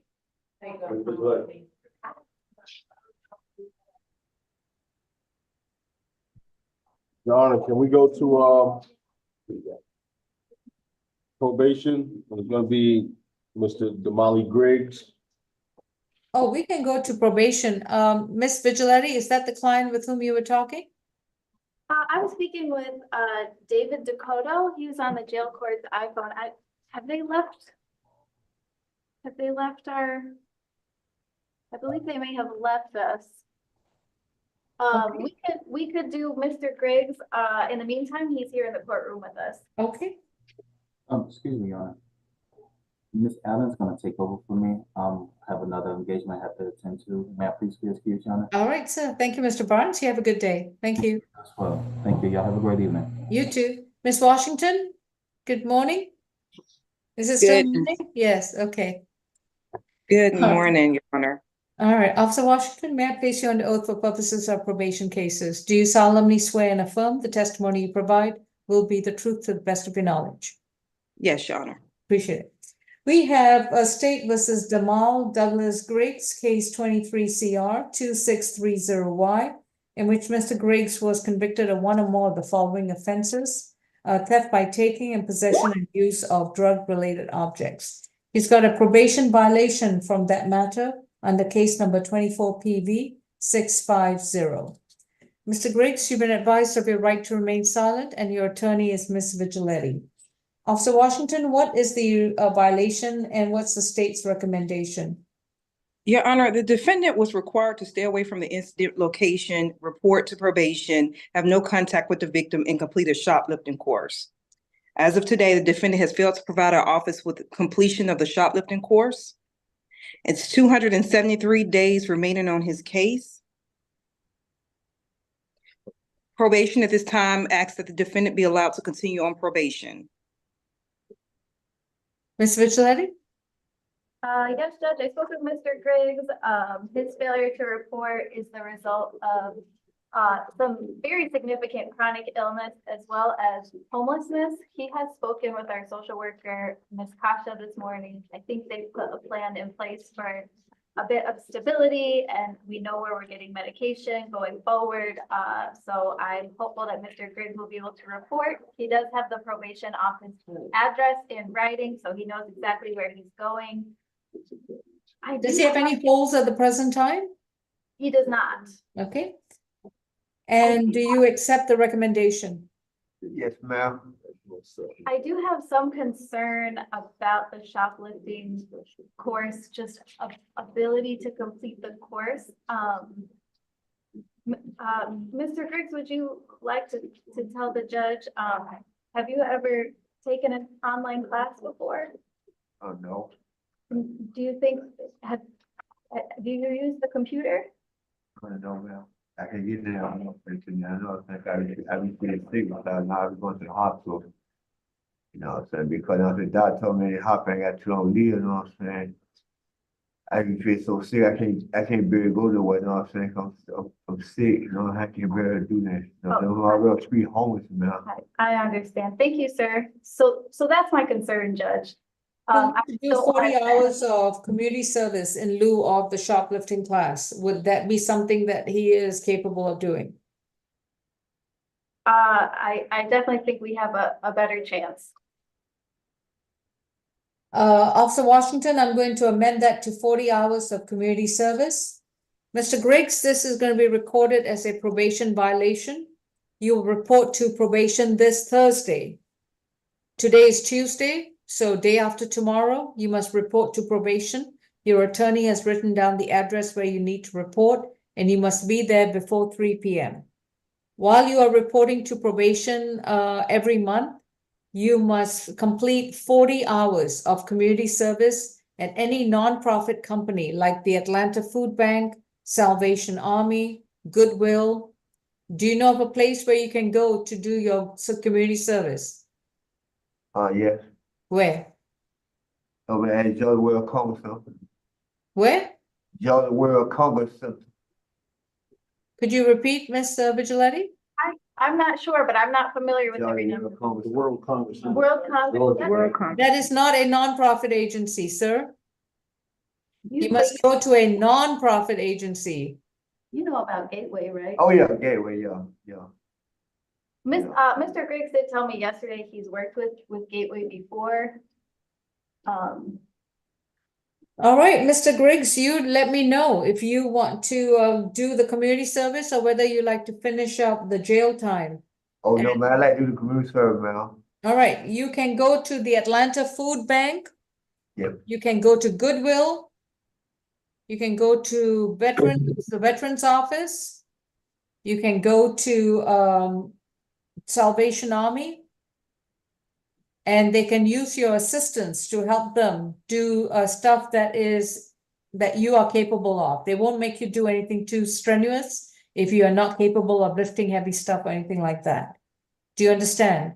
Yes, ma'am. But you must complete 40 hours of voluntary work, and you must start with a minimum of 5 hours every month. And if you don't report to probation and complete your 40 hours community service, then you'll be back in jail. But if you complete your 40 hours of community service, your probation will terminate. Yes, ma'am. Okay. Thank you, Judge. All right. Thank you, Ms. Washington. Thank you, Your Honor. Right.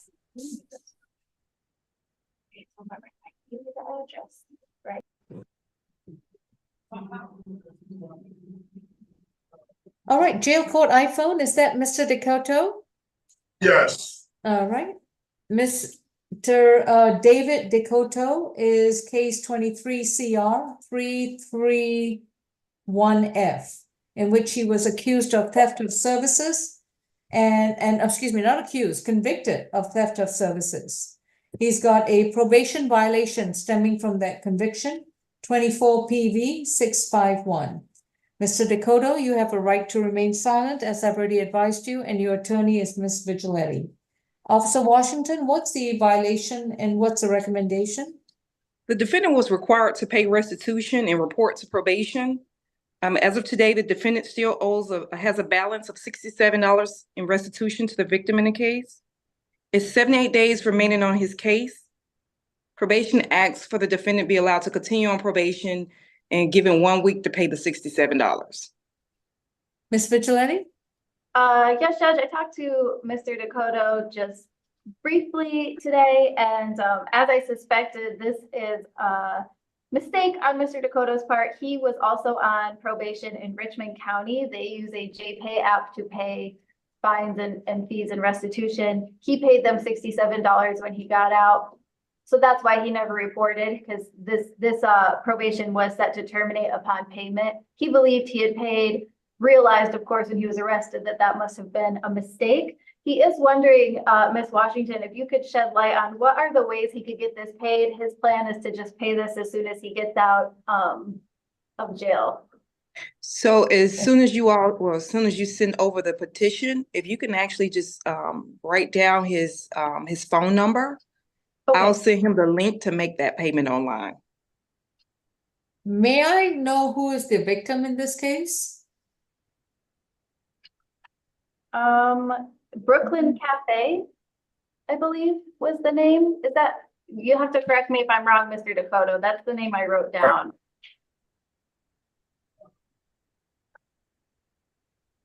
Just 1 second. Yes, it's Brooklyn Cafe. It's located in, it looks I like don't know if Sandy they're Springs. missing the $67 from February 2023. It's been well over a year. I'll continue Mr. Decoto on probation if he completes 65 hours of community service. I do, Mr. Decoto. Oh, no, sorry. 25 hours. I don't know why I was thinking $67. 25 hours of community service. Mr. Decoto, just can I ask quickly, do you have $67 you can just pay and get this out of the way? Or? I have in my bank account right now. I can definitely pay it. The whole thing about the community services, I'm on probation in Richmond County, and I already have to do 8 weeks of anger management for my previous violation that I already had time served on, and my probation officer Ditford's waiting on me to come up there. I don't know how I'm going to do community service when I have to be in Richmond County as soon as I get out. After I pay this, I have to go back to Richmond County. In jail or to report to probation? To report to probation, right, Mr. Decoto? Yes. Whenever I pay this, when I get out, I pay this. I have to go back to Richmond County probation. So would my community service be in Richmond County? That's fine, as long as you send in the paperwork to Fulton County probation. Okay, well, if I can just. Okay, get let me just questions on ask how- one last question. Mr. Decoto is listed as residentially challenged. Does he have $67 to pay? Yes. If that's the case, then you have 1 week to pay that and probation will terminate in Fulton County. The other option is we are unable to pay, then it's 25 hours of community service. Oh, so I just have to pay and then there's no community service. Correct. It's either Okay. or. Which That's fine. one? I'll check it out. Your first probation visit is on Thursday before 3 p.m. Will you be able to pay it on that day? Yes, someone said that I could just leave my number and that I could pay it online. All right. That's what. Yes, that's correct. But if the judge prefer him to report at least once, That's not a problem either, but he can make that payment online. And Okay, I need to present myself at 123 Mitchell Street as well. 132. 132. 132. Okay. Okay, that's no problem. When We heard that before, but right now we want you to put some effort in that little problem. Now, Mr. Dakota, this will be recorded as a probation violation in this case for failure to pay the $67. I'll allow you to continue on probation. You'll be released, and your first report date to Fulton County Probation is this Thursday. Today is Tuesday. You report to Fulton County Probation before 3 p.m. at 132 Mitchell Street. You must pay the $67 within the next 7 days. Once it's confirmed that payment has been received, then probation shall terminate. okay. Deputies, are you able to put Mr. Dakota's phone number in the chat so Ms. Washington and I can have that? Once you got my number in the All chat, my phone number. And he will report to probation every month unless probation is terminated based on payment. 7 service. All right. Okay, understood. Thank you. Jail Court iPhone, we can mute you while you're putting the phone number down. And Officer Washington, do we have any other cases left? No, Your Honor, that concludes my business. Ms. Vigilante, if you all can send the petitions before 5 o'clock, because my staff leaves at 5.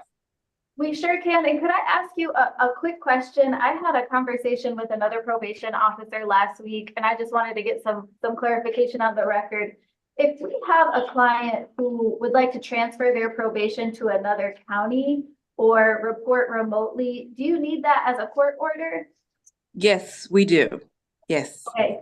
I think And we're not, and you know, and we're not against, you know, defendants transferring to another county, but only thing we want them to be in compliance. We don't want to send someone to another county that's a issue, you know. They're not enrolled in their classes, you know, they need to report to us. That's our problem.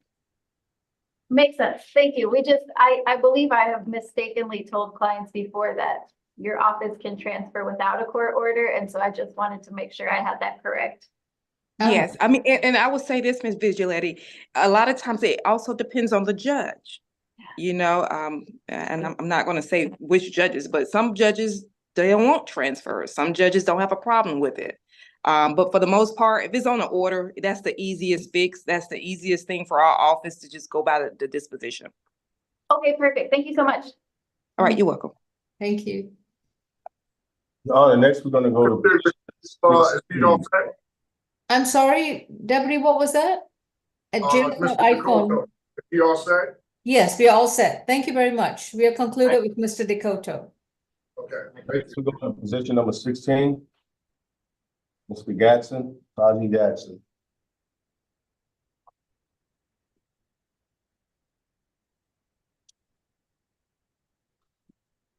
Taji Gatson is case 24 CR 1360E, accused of criminal trespass, willful obstruction of an officer, and simple assault from March 21st, 2024.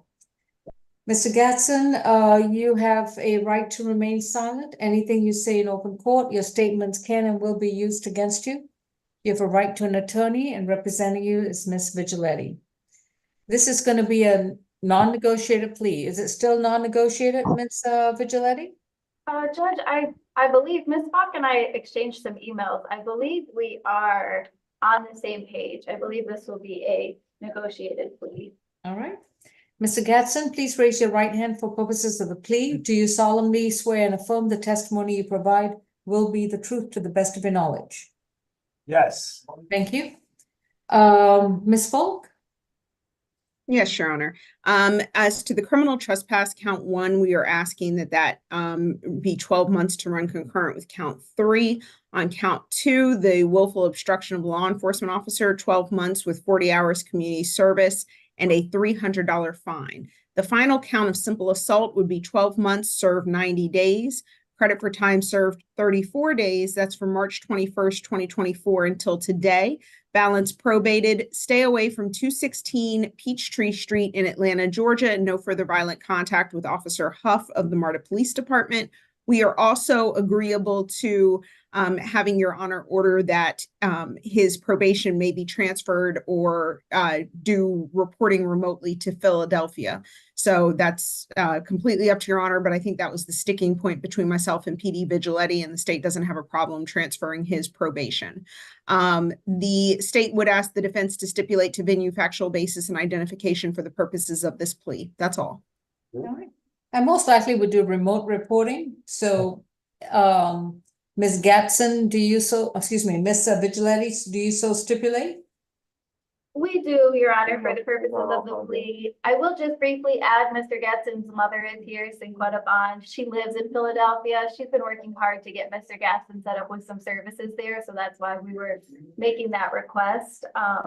So I believe as long as Mr. Gadson is able to move to Philadelphia with Ms. Bond, when he is released, that was the most important thing. So I believe we are ready to proceed. Miss Cinquetta Bond, are you Mr. Gadson's relative? Yes, I am. All right, and how are you related to him? I'm his mother. Okay, and you understand that once he's released on probation, I will authorize him to contact Fulton County Probation remotely, that is via telephone or email, however probation sets it up with him. And he would need to make sure that he keeps in contact with probation once a month. Okay. He'll have to report in person the first time this Thursday at 132 Mitchell Street before 3 p.m. And then after that, it'll be done remotely. Okay, thank you. He needs to provide a valid phone number and a valid email. Okay. Okay. All right, thank you. Mr. Gadson, have you consumed any medicine or alcohol recently? No, ma'am. Have you understood everything that's going on in your case so far? Yes, ma'am. Are you satisfied with your attorney? Yes, ma'am. If you decide to plead guilty to criminal trespass, willful obstruction of an officer, and simple assault on a MARTA officer, you would have to give up your right to a trial in front of a judge or a jury. You will not get a chance to confront your accuser, have the help of an attorney to help you challenge the evidence brought against you, present any defenses or arguments you may have, and have the state prove the charges against you beyond a reasonable doubt. Are you prepared to give up these rights? If you want to consent to the plea, then. Yes. How do you plead? To criminal trespass, willful obstruction of an officer, and simple assault on a MARTA officer? Guilty. Your sentence for count 1 will be concurrent to the simple assault, 12-month probation. On the willful obstruction, your sentence is 12 months probation, 40 hours of voluntary community service, which you can do in Philadelphia, and to pay a $300 fine, which you can transmit to the probation office online from Philadelphia. Your first visit to probation must be in person this Thursday before 3 p.m. On count 3, simple assault, your sentence is 12 months to serve 90 days, credit for time served. Is it 34 days or 45 days? So we were 34 days. 34 days. So that means he has additional time to serve at the jail. Yes, and I was gonna mention it and figured you would get there, but that gives Miss Bond 11 days. She is planning to come pick him up. So I believe that gives her time to come down and schedule her trip. Okay. So just revising the probation schedule a little bit. So his sentence on simple assault is 12 months to serve 90 days, credit for time served 34 days. He has an additional 9 days to serve at the Fulton County Jail. Once he's completed this additional jail time, he will be placed on probation. So instead of reporting this Thursday, he'll need to report the first available business day upon release, The first visit must be in person, and once he's set up his email and phone number and online payments and so forth, then his probation will be remote. He's to stay away from 216 Peachtree Street, Atlanta, Georgia, and have no violent contact with Officer Huff, our MARTA officer. Okay, any questions? No, thank you, Judge. All right, this will be a negotiated plea. Thank you. Next, Your Honor, can we go to position 21, 22, and 23, Mr. Jeter? That's conflict. I know, and she already spoke to him. No. Okay. This is State versus Dejua Jeter. He's got 3 separate cases as listed. 24 CR 375A, battery family violence from December 11, 2023. Second case, 24 CR 376A, charged with battery family violence from January 15th, 2024. Third case, 24 CR 1424A, charged with battery family violence from March 3rd, 2024. I believe that was the 3 cases. Mr. Jeter, you've been advised of your right to remain silent. Anything you say in open court, your statements can and will be used against you.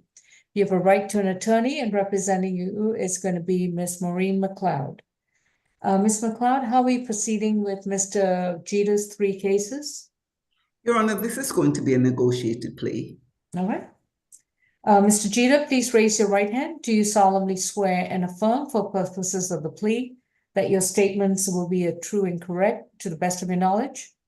Yes, ma'am. Thank you. Ms. McLeod, excuse me, Ms. Falk, what's the recommendation for Mr. Jeter? So we will actually be working backwards, Your Honor, starting with position 23, and this is part of a global recommendation. On position 23, the state's recommendation is 12 months to serve 32 days. That's going to be from March 23rd, 2024 to today. Position 22, the family violence battery, is 12 months consecutive to 24 CR 001424A, which is position 23. Family Violence Intervention Program, 80 hours of community service. Stay away from 681 University Avenue, number 1 in Atlanta. No further contact with Miosha Reese. And position 21 is 12 months probation concurrent with 24 CR 001424A. Stay away from the same address and no further contact with Miosha Reese. So total, this is going to be 24 months with 12 months to serve, credit for time served 32 days, 80 hours of community service, family violence intervention program, stay away from 681 University Avenue in Atlanta, and no further contact with Miosha Reese. We did have an opportunity to speak with Ms. Reese, and we did give her the terms of the plea offer, and she is in agreement with the plea offer. I would like to sound for Miosha Reese and do ask the defense to stipulate to venue factual basis and identification for the purposes of this plea. That's all for the state. The defense stipulates. All right. I don't think Ms. Reese is on Zoom. Mr. Jeter, have you consumed any medicine or alcohol recently? Oh, ma'am. And have you understood that you'll be, have you understood the proceedings so far? Yes, ma'am. Are you satisfied with your attorney? Yes, ma'am.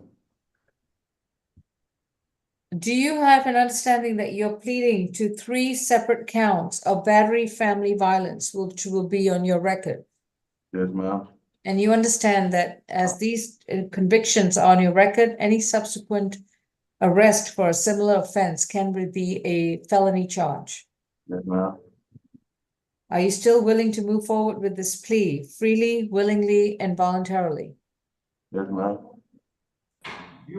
If you decide to plead guilty to these 3 cases, you would have to give up your constitutional right to a trial in front of a judge or a jury.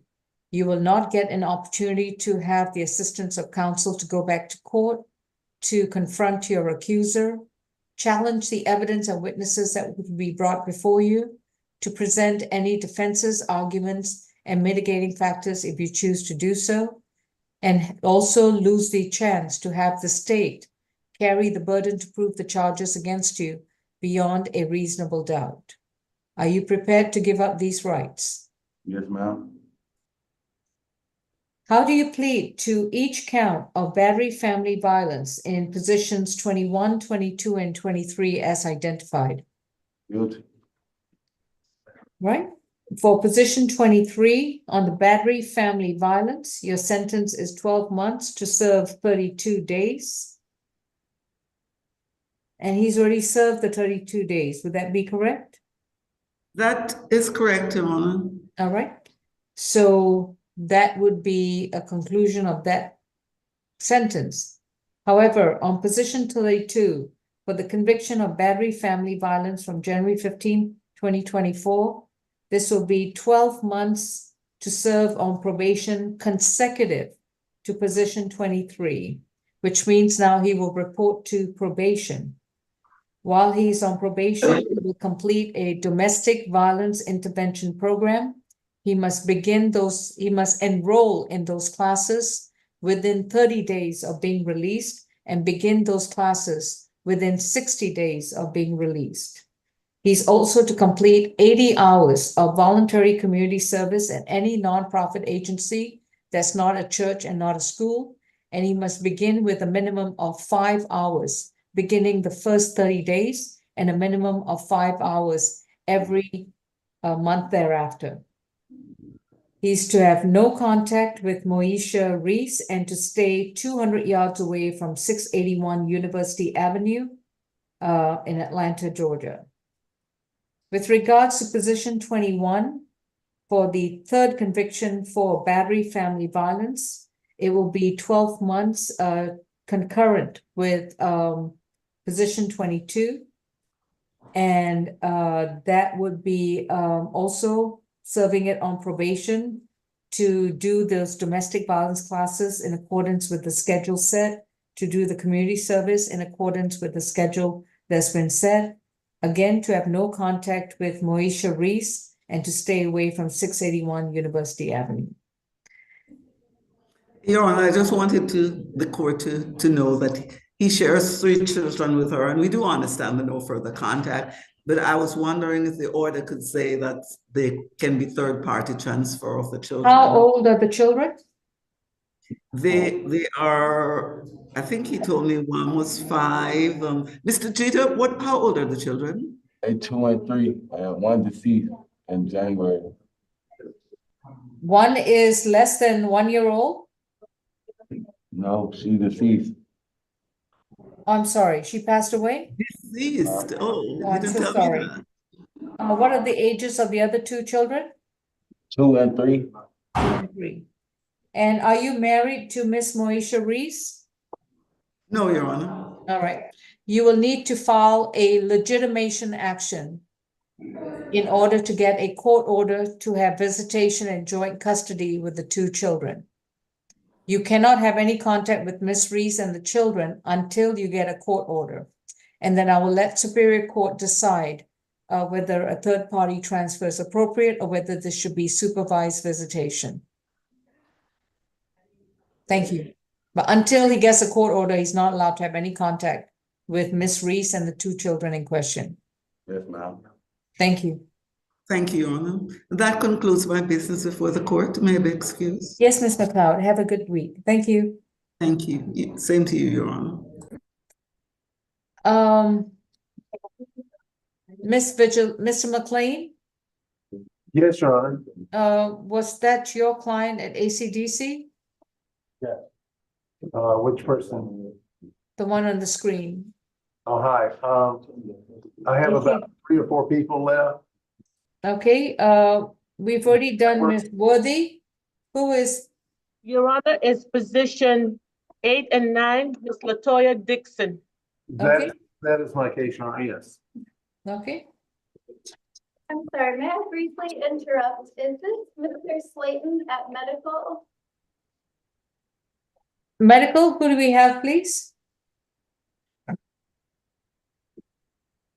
We have Mr. Antoine Slayton, position number 31. Could I be put in a breakout room with him while Mr. McLean is addressing his cases so we can speak briefly. Very surely. Ms. Vigilante, you know the drill. We'll see you on the Olivia Zoom and then we'll put you in the breakout. Thank you. Perfect, thank you. All right, ACDC, we are addressing Latoya Dixon. Case position 8 is 21 CR 4368F, in which she is accused of simple battery family violence from August 19th, 2021. The second case is 24 CR 523F, in which she's accused of criminal trespass from January 25th, 2024. Ms. Dixon, you've been advised of your right to remain silent, and your attorney is Mr. McLean. This is going to be a negotiated plea. Would that be correct? Yes, Your Honor. And I note that the court was announcing that 523 is changed from B to F. That was different from my calendar. That's fine. Thank you. It's I negotiated. wrote over the letter, so I'm assuming it's an F. Is it a B? On my calendar, it's a B, but normally they do try to put them together, and sometimes they change them. Let me just see. No, it's still a B. Excuse me. It's Okay. both. One is B and one is F. Very That is good. correct. So yes, it's a negotiated plea, Your Honor, on both. Each one is going to be time served followed by probation. All right. Ms. Dixon, could you please raise your right hand? Do you solemnly swear and affirm the testimony you provide will be the truth to the best of your knowledge? Yes. Thank you. All right, Ms. Falk, what's the recommendation for Ms. Dixon? Your Honor, the state's recommendation on the first position is going to be 12 months served, 200 days credit for time served, 100 days. That's going to be from October 24th to November 3rd of 2023 and January 25th of 2024 to today. Balance probated, stay away from 791-2 Vesta Avenue in East Point, Georgia. No further contact with Nicardo Campbell, Family Violence Intervention Program, and no firearms. The following position of criminal trespass, position 9, is going to be 12 months served, 178 days, credit for time served, 89 days. That's going to be from January 25th, 2024 to today. Balance probated, stay away from 1805 Washington Road in East Point, which is the East Point package store. No further contact with Prajanad Kellen. And this is a global recommendation. At this time, we would like to sound for Mr.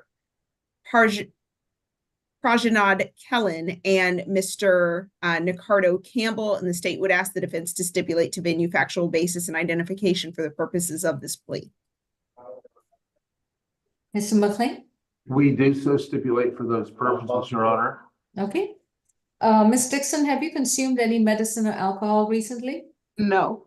And have you understood what the state has recommended and what's going Yes. on? Are you satisfied with your attorney? Yes. And are you entering this plea freely, willingly, and voluntarily? Yes. If you decide to plead guilty to these 2 charges, you would have to give up your constitutional right to challenge them in a court of law by having a trial before a judge or a jury.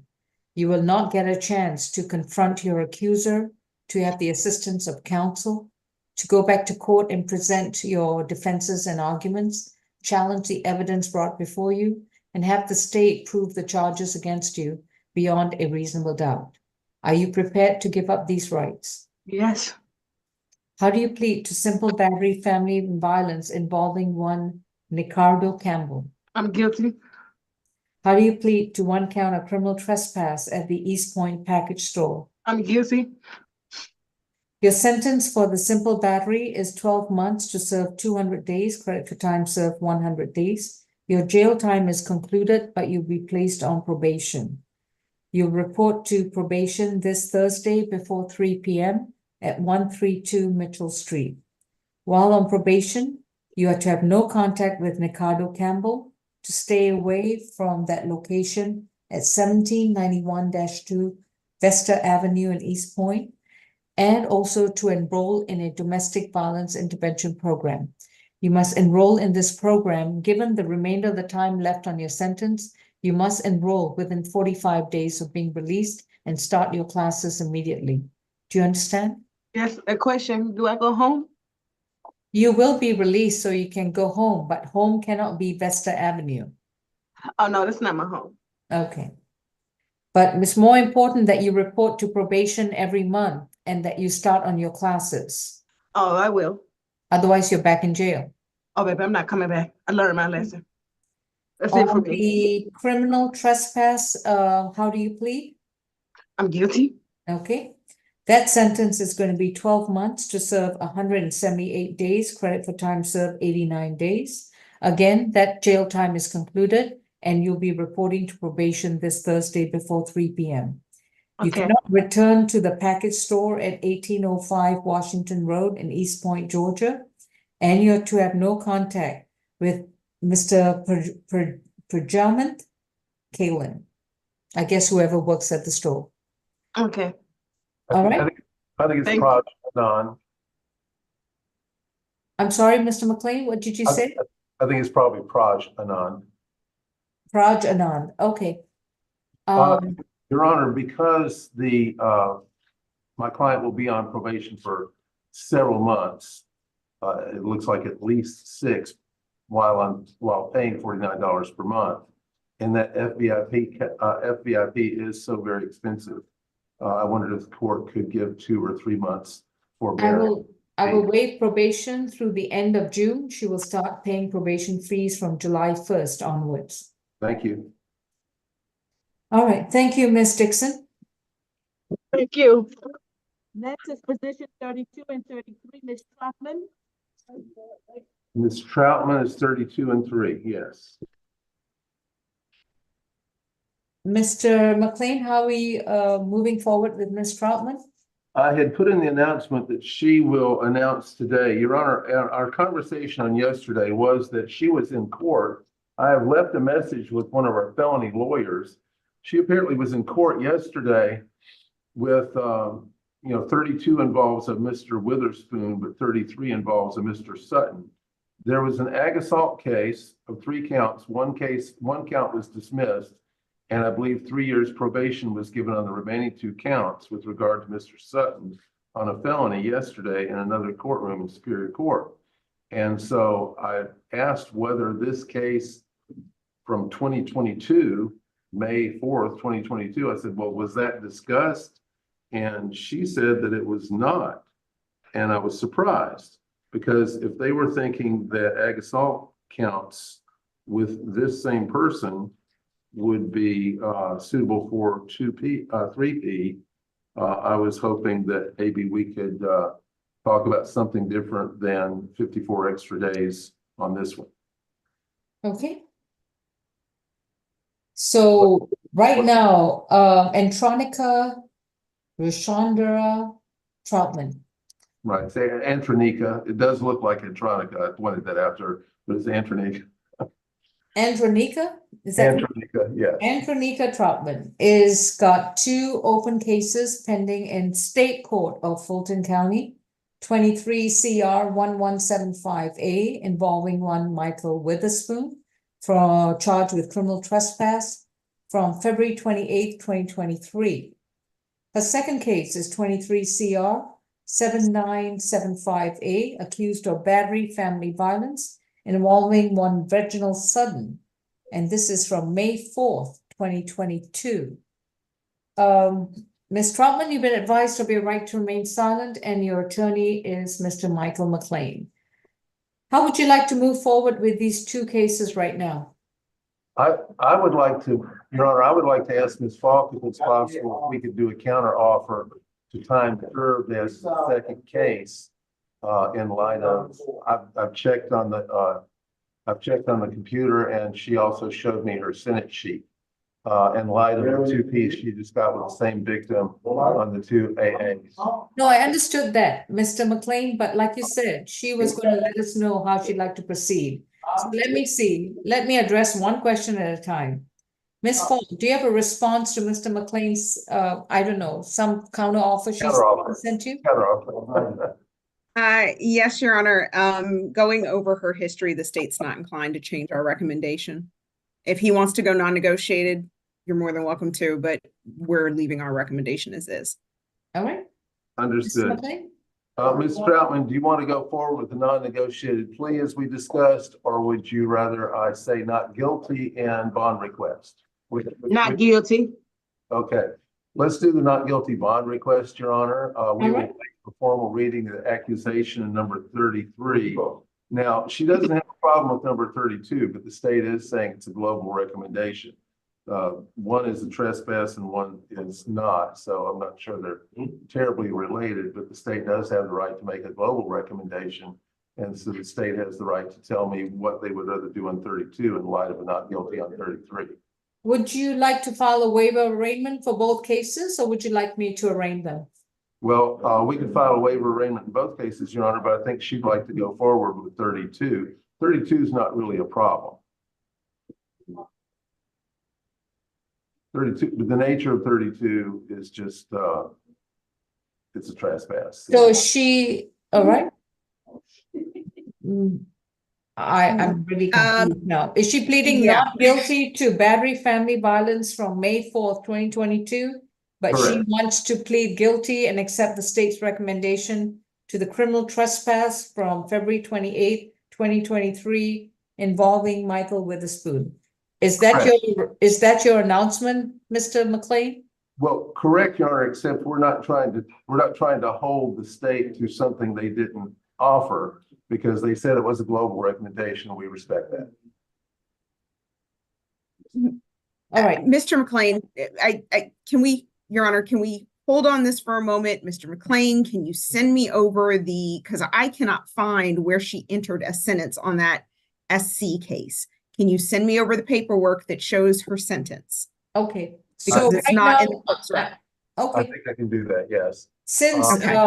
since this is a sentence that's requiring additional time, Ms. Troutman, I'm a little confused by what you want to do. I'm a little confused by what your attorney is recommending. So, I'm either going to reset this case or I can hold off on it. What would you like to do, Mr. McLean? I think Ms. Falk can see the document in a few minutes if I can send it. Okay. Ms. Troutman, do you still have that paper in front of you with the case number on it? Would that help? No, I don't have it. Okay, I'll look up the case number again and send it over. All right. Thanks. Miss Vigilante, ready to address Mr. Slayton? Oh, Your Honor. Hey. Hey, I'm Oh, sorry. yeah, Deputy Milton. I have to go to felony court and I have one more person left. Who is that person? Position 10 and 11, Miss Edwards. Well, Miss Troutman and Mr. McLean, if you don't have a decision on Troutman today, I'm going to reset her to April 30th. I think we will shortly, Your Honor, but I do have Miss Edwards, our Okay, Edwards. let me address the other person, AC/DC. Y'all mull over. Miss Troutman, please go and have a seat back there. And what's your name? It's her tree, is Edward. Edwards, all right. Miss Edwards, the reason why we choose cases is not only for jail security, but I also am at the whim of the jail. So if I have to go to another case, you don't get to show attitude. Do you understand? Yes, sorry about that.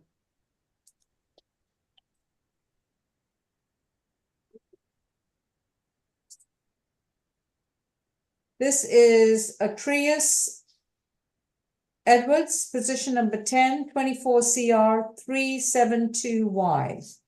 Miss Edwards has got a charge of abandonment of a dependent child, a child support case. No, Your Honor, ADC is different from AMC. This has to do with, looking at the police report, it has to do with the dad of the child having to go to a funeral in Florida and dropping the child off with a person with legal custody, but she had already been to court about unruly. So there was That's a bench warrant, 24 FTA 440.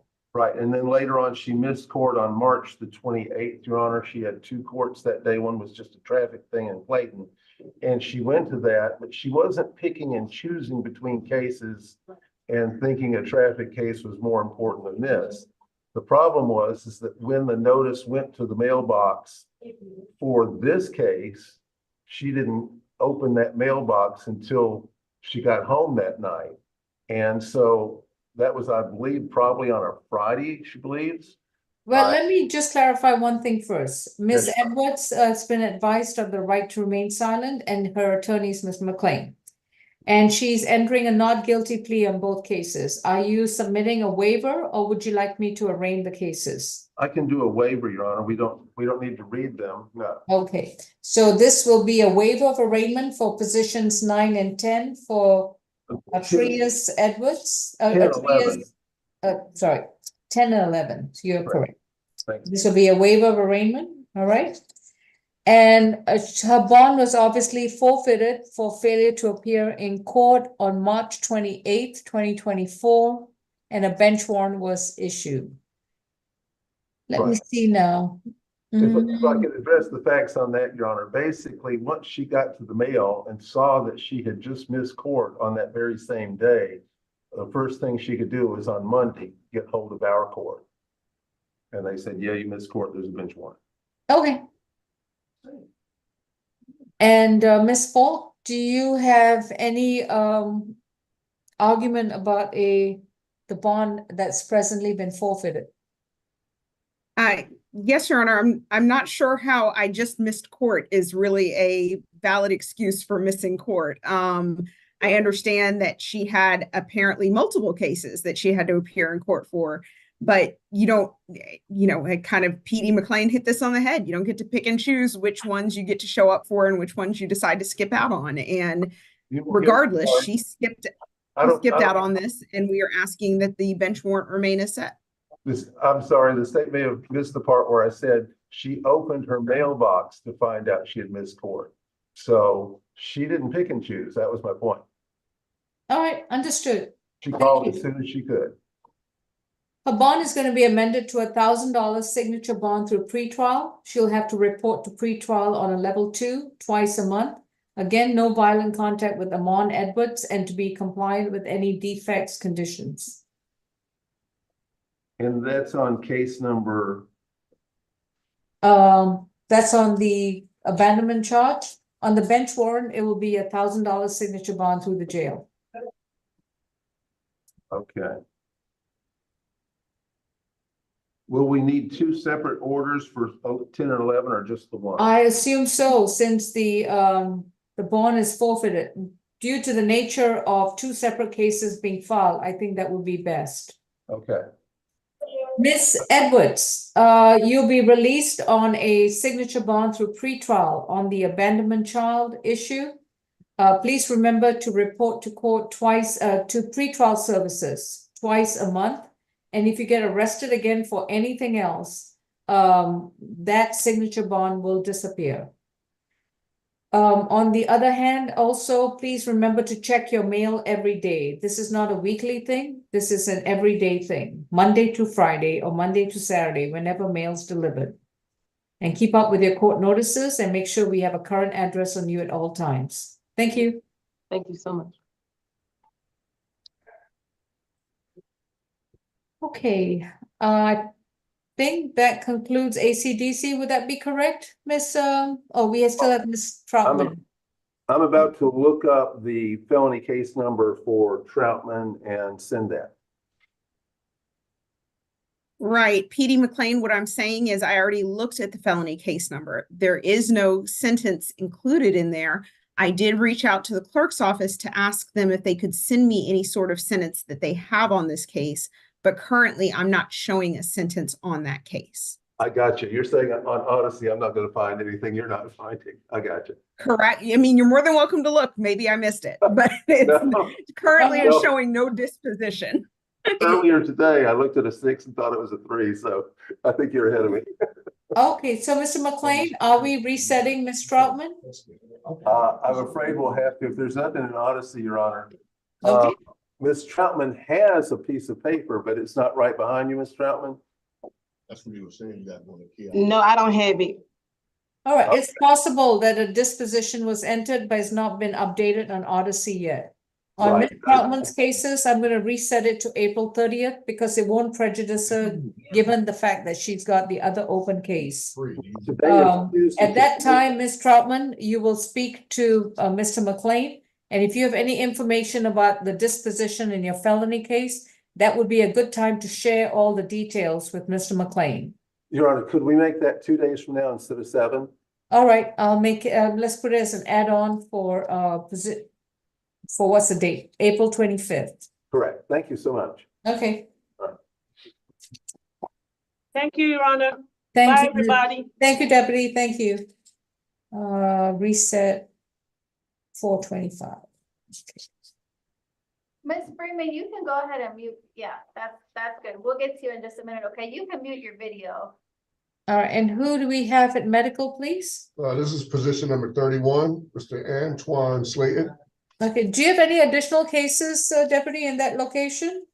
Yes, we have position number 34, Mr. William Vance. All right, sir, got it, thank you. Okay. Antoine Slayton has got 24 CR 1715C, accused of criminal trespass, terroristic threats and acts, and battery, stemming from an April 5th, 2024 incident. Mr. Slayton, you have the right to remain silent. Anything you say in open court, your statements can and will be used against you. You have a right to an attorney, and representing you is Ms. Vigiletti. All right, Ms. Vigiletti, how are we proceeding with Mr. Slayton? Mr. Slayton would like to enter the negotiated plea this morning. All right. Mr. Slayton, would you please raise your right hand for purposes of the plea? Do you solemnly swear the information you provide will be the truth to the best of your knowledge? Yes, ma'am, I do. Thank you. Ms. Falk, what's the plea offer for Mr. Slayton? Position, on this position, the criminal trespass and terroristic threats and acts will be 12 months probation concurrent with the battery. On count 3, the battery, the recommendation is 12 months probation, serve 90 days, credit for time served 18 days, balance probation, stay away from Shell gas station at 496 Plasters Avenue, 12 weeks anger management, and let me see, I don't believe, let me just look at one thing really quickly, Your Honor.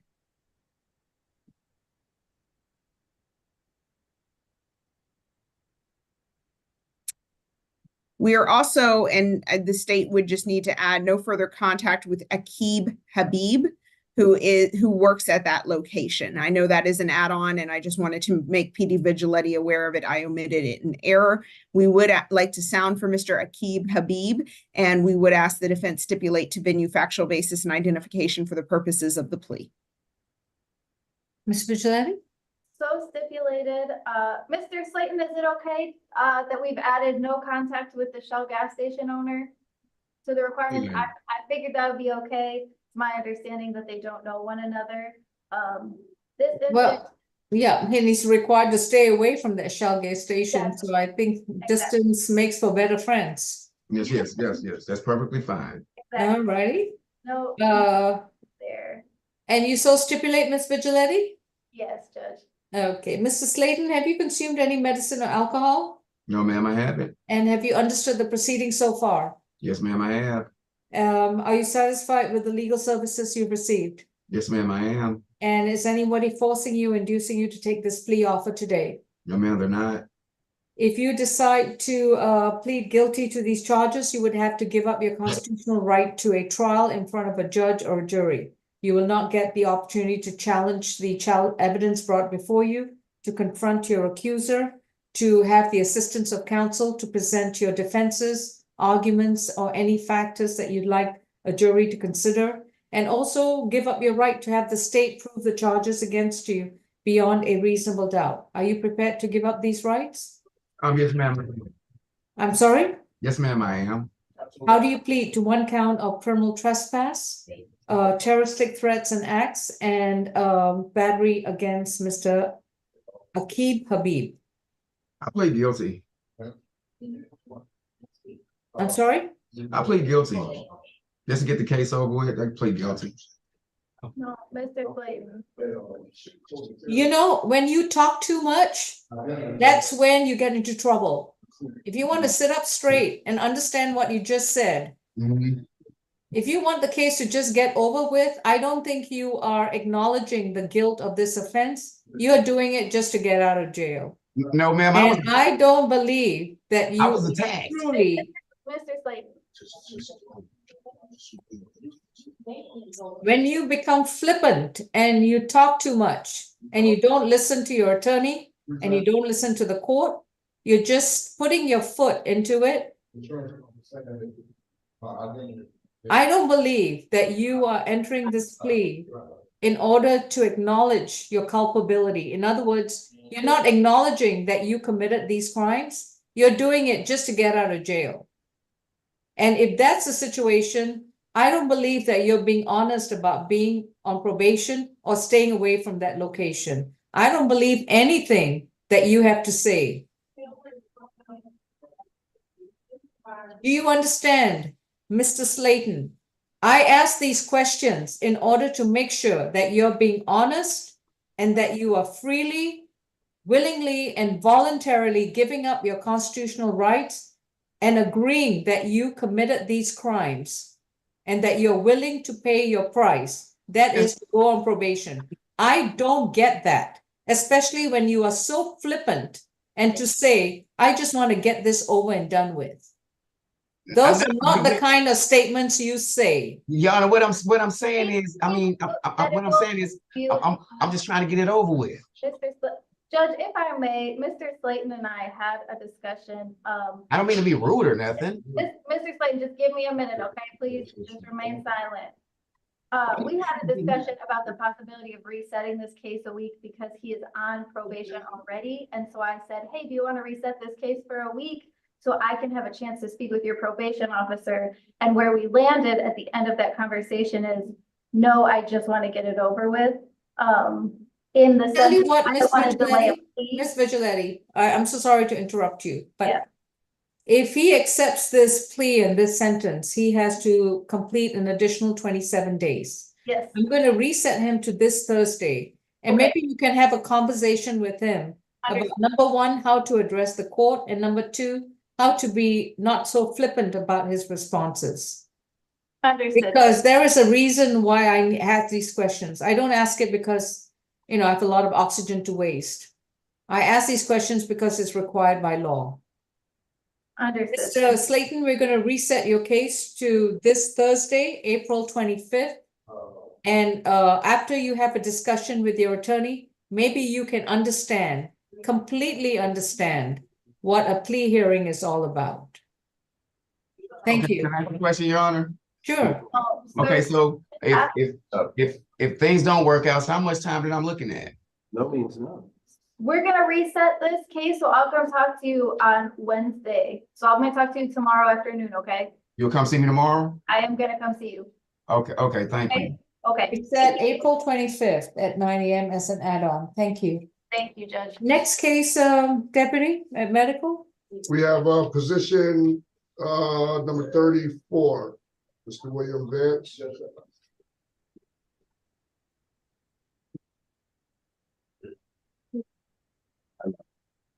Mr. William Vance is case 17 CR 0006999Y, accused of simple assault, disorderly conduct, obstructing a person from making an emergency phone call, and 2 counts of simple assault. That's a total of 5 misdemeanor charges. 1, 2, 3. Yeah. And these stem from a March 5th, 2015 incident. Mr. Vance, you have a right to remain silent. Anything you say in open court, your statements can and will be used against you. You have a right to an attorney, and representing you is Mr. McLean. Mr. McLean, with regards to Mr. Vance, this is going to be a negotiated plea. Would that be correct? That's correct, Your Honor. All right. Mr. Vance, please raise your right hand. Do you solemnly swear and affirm the testimony you provide will be the truth to the best of your knowledge? I do. Ms. Falk, what's the recommendation? Your Honor, state's recommendation on count one, the simple assault is 12 months, served 24 days, credit for time served 12 days. That's going to be March 6, 2015, and then April 12th, 2024 to today. Balance probated, 8 weeks of anger management courses, 40 hours of community service, no further contact with Ramona Collier, Hyla Denham, and Tanya Rogers. Count two, the disorderly conduct will merge with count one. Count three, the obstructing or hindering persons making an emergency telephone call, will be concurrent with count one. Count 4 and 5, which is 2 counts of simple assault, will be 12 months probation concurrent with count 1. The state would like to sound for Miss Ramona Collier, Hyla Denham, and Tanya Rogers, and we do ask the defense stipulate to venue factual basis and identification for the purposes of this plea. Nothing further, Your Honor. For said purposes, we do so stipulate. All right, does any of the alleged victims, I don't think anyone has responded. Okay. Mr. Vance, have you consumed any medicine or alcohol? No, ma'am. And have you understood the proceedings so far? Yes, ma'am. Are you satisfied with your attorney? Yes, ma'am. And is anyone forcing you to enter into this plea today? No, ma'am. If you decide to plead guilty to to 4 of these 5 charges, you would have to give up your constitutional right to a trial in front of a judge or a jury. You will not have the opportunity to have the assistance of counsel to confront your accuser, challenge the evidence brought against you, to present any defenses and arguments on your behalf, and to have the state try to prove the charges against you beyond a reasonable doubt. Are you prepared to give up these rights? Yes, ma'am, I am. How do you plead to 3 counts of simple assault and 1 count of obstructing or hindering a person from making an emergency phone call? I plead guilty. All right. Count 2, the disorderly conduct will merge with count 1. Counts 3, 4, and 5 are all concurrent with count 1, which will be 12 months to be served on probation. On count 1, simple assault, Mr. Vance, your sentence is going to be 12 months to serve 24 days, credit for time served 12 days. If you have no other holds at the Fulton County Jail, you will then be placed on probation. Does he have any holds? Let's see.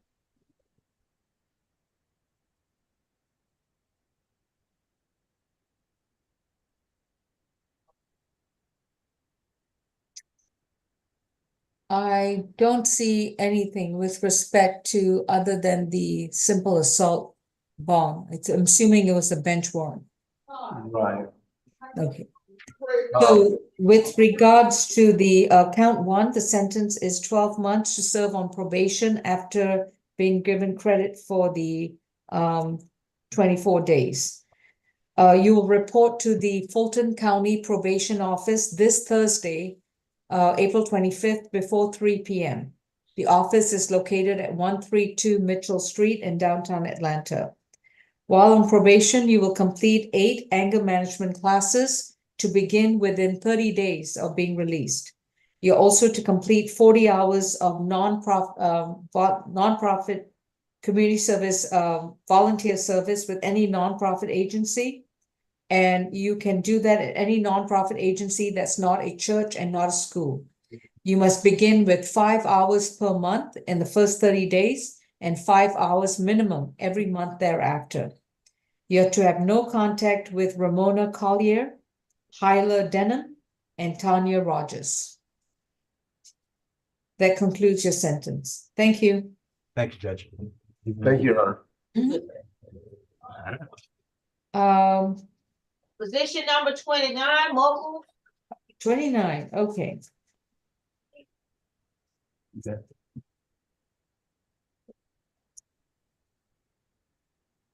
This is State versus Ernest.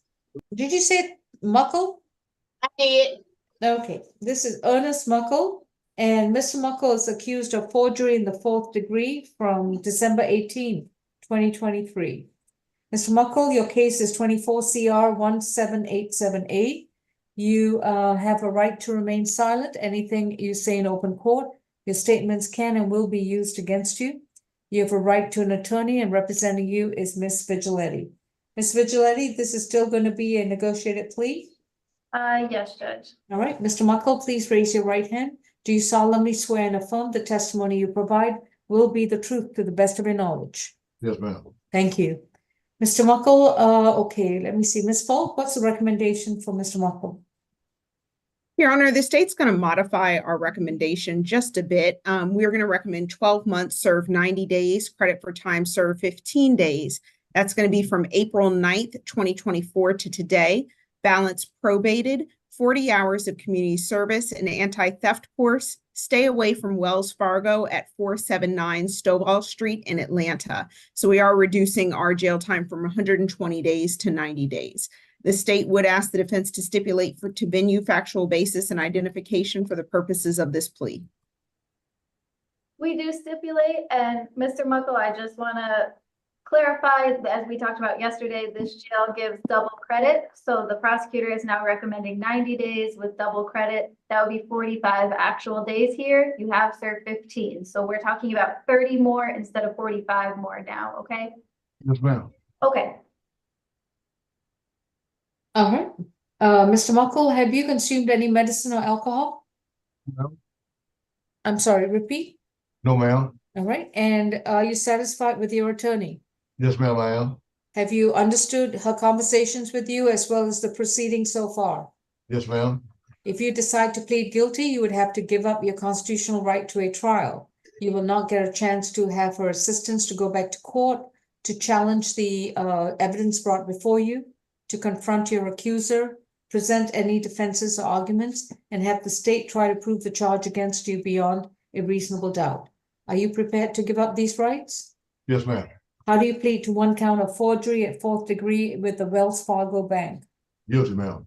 Your sentence is 12 months to serve 90 days, credit for time served 15 days. Therefore, you have an additional 30 days, 30 actual days to serve at the Fulton County Jail. Once you are done with these 30 actual days, then you will report to probation, Fulton County Probation, at 132 Mitchell Street, and you must report within 1 week of being released, the first business day, which will be a Monday, a Tuesday, or a Thursday. Do you understand, sir? Yes, ma'am. While on probation, you will complete 40 hours of community service at any nonprofit agency that's not a church or a school. Within 30 days of being released, you must enroll in an anti-theft class, and at all times you have to stay away from the Wells Fargo Bank at 479 Stovall Street in Atlanta, Georgia. That concludes your plea. Thank you. I'd just like to flag Mr. Muckle does have a hold in Tennessee that I believe he's going to be released to. And so Is he being extradited or is he going to be traveling on his own? I believe they're going to release him to the hold. Okay. So in that case, Mr. Muckle, if you've got a Tennessee hold in the state of Tennessee, then law enforcement needs to come pick you up from the Fulton County Jail once you complete the additional 30 days. Yes, ma'am. And once you are done with the Tennessee matter and are released, you need to come back to Georgia and start your Fulton County probation. Yes, ma'am. Otherwise, they're going to haunt you for the rest of your life. Yes, ma'am. All right, good luck. May I ask a question? Yeah. Are they sure they're coming to get me? I did leave them a message. I haven't heard back from them. Once I get confirmation of what that is, I know you said you've never been there. So once I get confirmation of what this is and if they're actually coming, I'll come see you again, okay? Okay, thank you, ma'am. Sure thing. Thank you, Your Honor. Give me a moment. I have 2 other guys. I need to go to another floor to grab, so give me a moment. All right, medical, I'm just going to do one bench warrant matter. So let's address Ms. Freeman.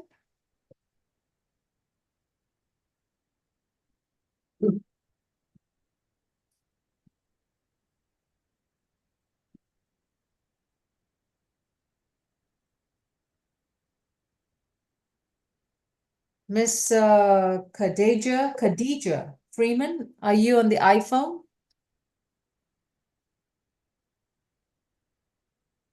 Miss Freeman, if you could start your video. I've been texting with her. I know she's with Go us. ahead and Miss Khadija Freeman, she may have stepped away, which is Khadija Freeman. My phone acting up, guys. Hold on 1 second. It is. Right. Miss Strong, can you send her a prompt to start video? Or Miss Champion, excuse me. Did she leave the Zoom? I think she did. Yes, I think she left. All right. We'll wait for her or medical, whoever comes first. While we're Miss waiting, Vigilante, yes, ma'am. I'll send you the little bit of info that I was able to find from Mr. Muckle for that Tennessee Thank you. case. I'll send it to you right now. It's not a whole lot, but I'll send it to you. Thank you. I appreciate it. My phone was acting up. I'm sorry. It froze up on me. All right, this is State versus Khadija Freeman, case number 19 CR 010-029B, in which she is accused of battery, family violence, and criminal trespass, family violence from December 7th, 2019. Miss Freeman presently has a domestic violence bench warrant issued by Judge Porter for failure to appear for her jury trial on June 26, 2023. Ms. Freeman, you have a right to remain silent. Anything you say in open court, your statements can and will be used against you. You have a right to an attorney, and Ms. Vigilante is representing you. Yes, Ms. Vigilante? Yes, Judge. I spoke with Ms. Freeman last night, and then briefly, we've also been in contact today as well. Last night when I spoke to her about this incident, she took full responsibility for what happened. She was 21 and made the mistake of allowing a friend who was homeless to live with her, brought her partner, brought her children. It was just a very difficult situation that Ms. Freeman did not handle particularly well. She tells me she's never been in trouble before or since this issue, aside, of course, from failing to appear on this case, which she does tell me stems from a couple of years of very difficult homelessness. Ms. Freeman is a single mother of 5 children. One discussion we had yesterday is, you know, if this plea offer includes jail time, what is the plan for where your children will go? And it sounds like there's not one. She is their sole provider. So she did ask for a plea offer this morning to get this case closed and get this behind her. Ms. Falk did send one over. I did relay the terms of that offer to Ms. Freeman.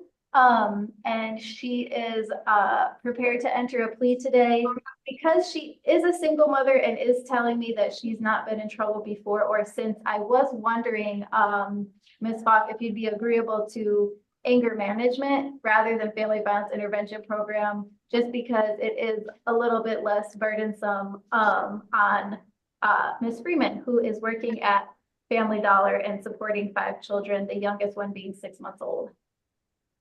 State is agreeable to changing that to 12 weeks anger management. Your Honor, the state's recommendation is 12 months probation, 16 days, credit for time served, 8 days.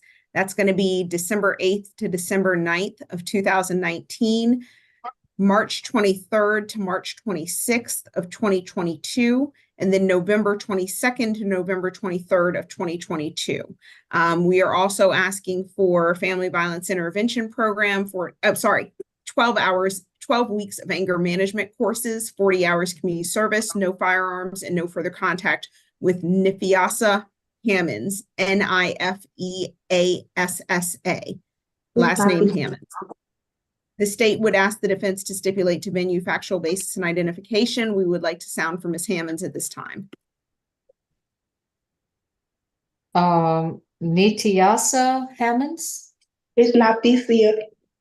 Thesia. It's not Thesia. Got it. Okay. Well, no one's responding. Miss Vigilante, do you stipulate? So stipulated, Your Honor. All right. before I begin plea hearing, what is Miss Khadija Freeman's current mailing address? 1572 Hardy Street, Northeast, apartment 46F, Atlanta, Georgia, 30349. 30307. Repeat your zip. 30307. And the last four numbers of your cell number. 1317. Is that a 470 area code? Yes, ma'am. And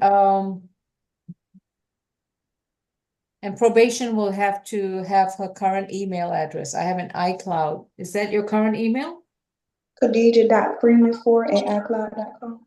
Okay. Ms. Freeman, have you consumed any medicine or alcohol recently? No, ma'am. And have you understood what's been going on so far? Yes, ma'am. Are you satisfied with the services you receive from the Public Defender's Office? Yes, ma'am. Is anyone forcing you, inducing you to take this plea today? No, ma'am. If you decide to plead guilty today, you will be placed on probation. You will not get another chance to go back to court and have a trial in front of a judge or a jury. You will not be able to confront your accuser, challenge the evidence brought against you, present any defenses or arguments, and have the state try to prove the charge against you beyond a reasonable doubt. Are you prepared to give up these rights? Yes.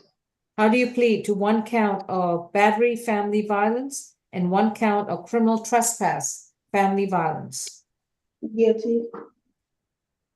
Your sentence is going to be 12 months to serve 16 days credit for time served 8 days, which is all the time that you have served in jail, including the time when you previously failed to appear in court. The remainder of the 12 months will be served on probation. You must report to probation on Thursday. Today is Tuesday. You need to be reporting to Fulton County Probation this Thursday, April 25th, before 3 p.m. The probation office, I hope you're writing this down while you're in the comfort of your home. I'm gonna send you all of this as well, Ms. Freeman, in writing. Okay. But the probation office is located at 132 Mitchell Street in downtown Atlanta. While you're on probation, you will complete 12 anger management classes, and you must enroll in those classes within 60 days from today. You're also to complete 40 hours of voluntary community service with a minimum of 5 hours per month beginning the first 30 days and 5 hours every month thereafter. Okay. You're to not possess or own any firearms. You're to stay 200 yards away and not contact Natesia Hammonds. And you are, you're to stay away from wherever Miss Hammonds is, whether it's her workplace, her home, or physically. Do you understand? All right. I believe that concludes the sentence. Did I miss anything? I don't think I did. No, Judge, and if I may just quickly, Ms. Freeman, I just want to make sure, I know you heard 16 days credit for time served, 8 days. You don't have to come back to the jail. Okay, there's no jail time. I didn't explain that yesterday. I usually, when people are incarcerated, I explain that, and I forgot to explain that to Ms. Freeman. So they give double credit here at this jail. So because you've done 8 days, you're gonna get the full credit for 16. So this doesn't involve coming to the jail at all, okay? Okay. Thank you. Just remember your next appointment's with probation this Thursday before 3 p.m. Okay. Thank you. All right. All right, medical, who do we have, please? We have Mr. Awkward, position number 1. But before we start, Mr. Davis, position number 7, he refused. Went to court. And Mr. Woods, he's in downtown court, position number 37. Sappho Davis refused? Yes, he refused. He's on 3 North. I don't know if you know what 3 North is Yeah, like. I do. Thank you. Let's reset him to April 25th. He's got a plea where he'll be released. Yeah. That could be. He's got a plea offer where it's to serve 6 days, credit for time served 3 days. So, but That clearly could- he enjoys your hospitality, I Deputy. was gonna say, yeah, that's probably So- why he doesn't wanna come to court. He All right, probably no doesn't know problem. what it is. I'll give him a chance to come back on April 25th. Okay, Your Honor, just so the court knows and the jail knows, it's not our case that's holding him. It's actually an aggravated assault incident for which he's been in jail for over 170 days. Understood, but he can only enjoy our hospitality for so long. Okay. I understand completely. I just wanted to let the court know. All right, going back to position 1, Mr. Aziz Akwat is accused of criminal trespass causing damage to property and battery family violence from January 9th, 2024, case number 24 CR 277D. Mr. Akwat, you have a right to remain silent. Anything you say in open court, your statements can and will be used against you. You have a right to an attorney, and your counsel is Ms. Vigilante. Ms. Vigilante, this is going to be a plea? Yes, I believe so, Judge.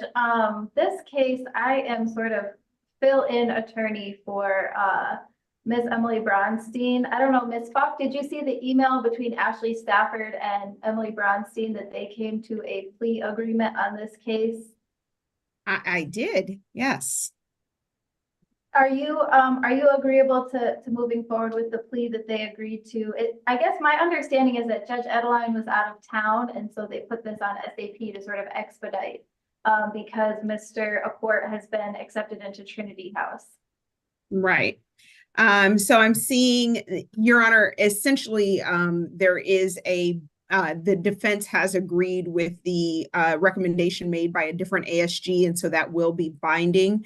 The recommendation provided by that ASG was 12 months to serve 106 days, credit for time served 106 days, balance probated. The defendant is to enter into Trinity House, follow all the rules while in Trinity House, and successfully complete the program. The defendant is to further continue with mental health treatment and take all prescribed medications.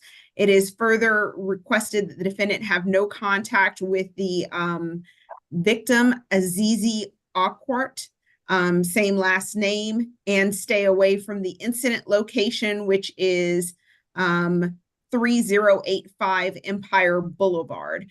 On the count of criminal trespass, that's going to be 12 months probation to run consecutive with the family violence battery. So that will be a total of 24 months with 100 and at this point, I believe it would be 106 days to serve, credit for time served from January 9th of 2024 with the stay away, no further contact, 40 hours community service, FVIP. We are going to ask for no firearms and enter into Trinity House. You're going to require FVIP and Trinity House? I will say we will waive the FVIP. It looks like that was not requested by the state in their recommendation, so just Trinity House. So we will waive the FVIP. Okay. Ms. Vigilante, was that your understanding of the plea pursuant to the original ASG? Yes, I believe so. I believe we're talking about a total of 24 months probation, serve 106 days, credit for time serve 106 days, follow the program at Trinity House, take all medications as prescribed, no contact with dad, and stay away from incident location. Is that right? Have I missed anything there? Is she missing anything, Ms. Falk? I don't believe so. As I said, I just sent the, let me forward the recommendation to courtroom 2 just to make sure it conforms with what your understanding is, but I did send that to Ms. Strong as well. Okay, because this is a negotiation from another attorney, I just want to make sure I'm doing it correctly here. Judge, one question that I know Ms. Bronstein had for the court, Trinity House requires certain tests, like I think a TB test and a COVID test, and the jail is not quite sure when they will be able to complete those tests. Would you like a release order that says, release upon completion of those tests, or should we wait until we get confirmation of what day those tests will be gotten for Mr. Akwat to be released to Trinity House? Will the jail complete the tests? Yes, they said they'll do them, but they couldn't give us a date as of yesterday. Then we're at the mercy of the jail schedule. It has to be released upon completion and results of the TB test and the whatever test they had, Trinity House requires. Okay. That is what, I think Ms. Bronstein wants to do the order, so I'll relay that to her and have her send you a release order. Are we moving forward with this plea? I believe so. Mr. Court, just confirm with me this, you'd like to enter a plea that sends you to Trinity House, no more contact with Dab, right? I can't, I'm sorry. Can we unmute him? I wanted to know if we could do the plea without the Trinity House program. No. No? Well then, yeah, I mean, I'm fine with it. You also have a right to go to trial. If you don't want to go to Trinity House, we can go to trial. My father stated that he didn't want to go to trial. No, it's not up to your father. It's up to you. How soon will I be put on the trial calendar? Don't know. I'll take the plea.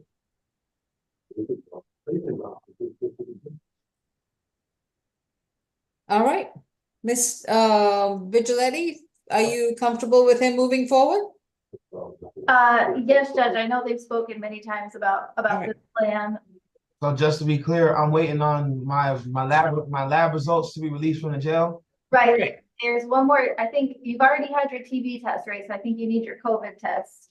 And so we're just, the release is gonna be dependent upon them getting that test done. So we don't have an exact date. We did request it. It'll be very soon and Trinity House has a bed. They're waiting for you. All right. Okay? Yes, ma'am. Now, Mr. Accord, Yes, ma'am. before I move forward with this plea, if you pass the test and you're admitted to Trinity House, you'll be living there under their rules. If you don't like the rules and you leave Trinity House, that will be a violation of probation. Okay. And you'll be back in jail. Yes, ma'am. So if you don't think you can live at Trinity House under their rules, because you're also not going to have any contact with your father, Aziz Accord. You're not going to have any contact with him. If you don't think you can comply, you need to let me know now.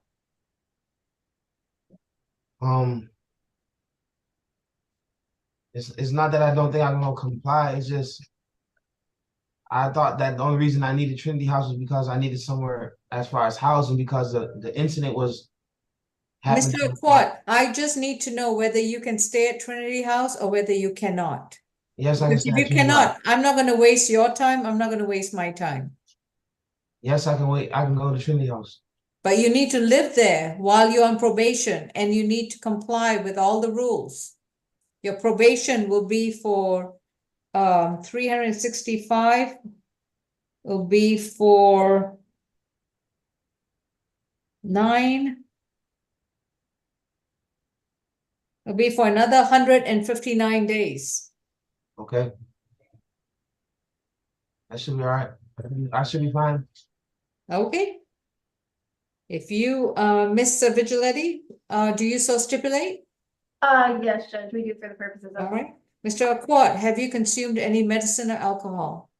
No, ma'am. Have you understood the proceedings so far? Yes, ma'am. Are you satisfied with the legal services you received? Yes, ma'am. And are you entering a guilty plea to these charges freely, willingly, and voluntarily? Yes.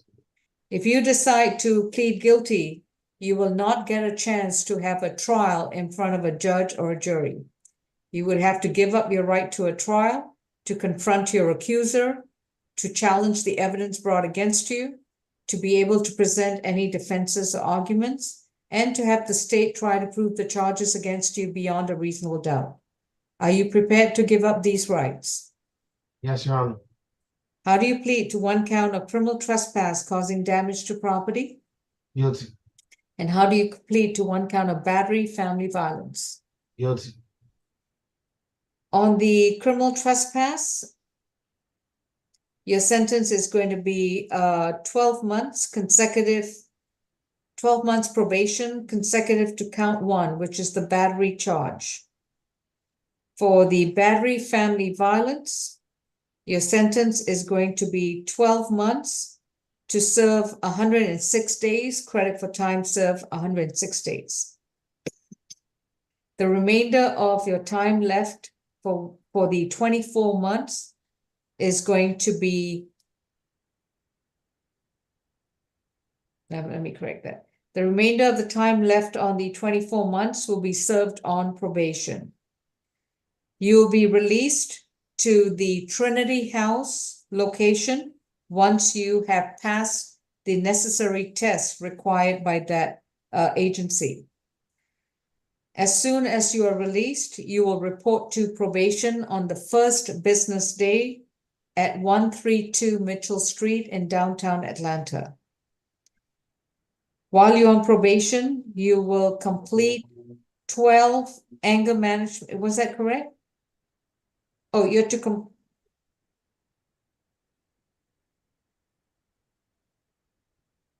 We removed the FVIP, Your Honor. yeah, and changed it to 12 anger management classes, right?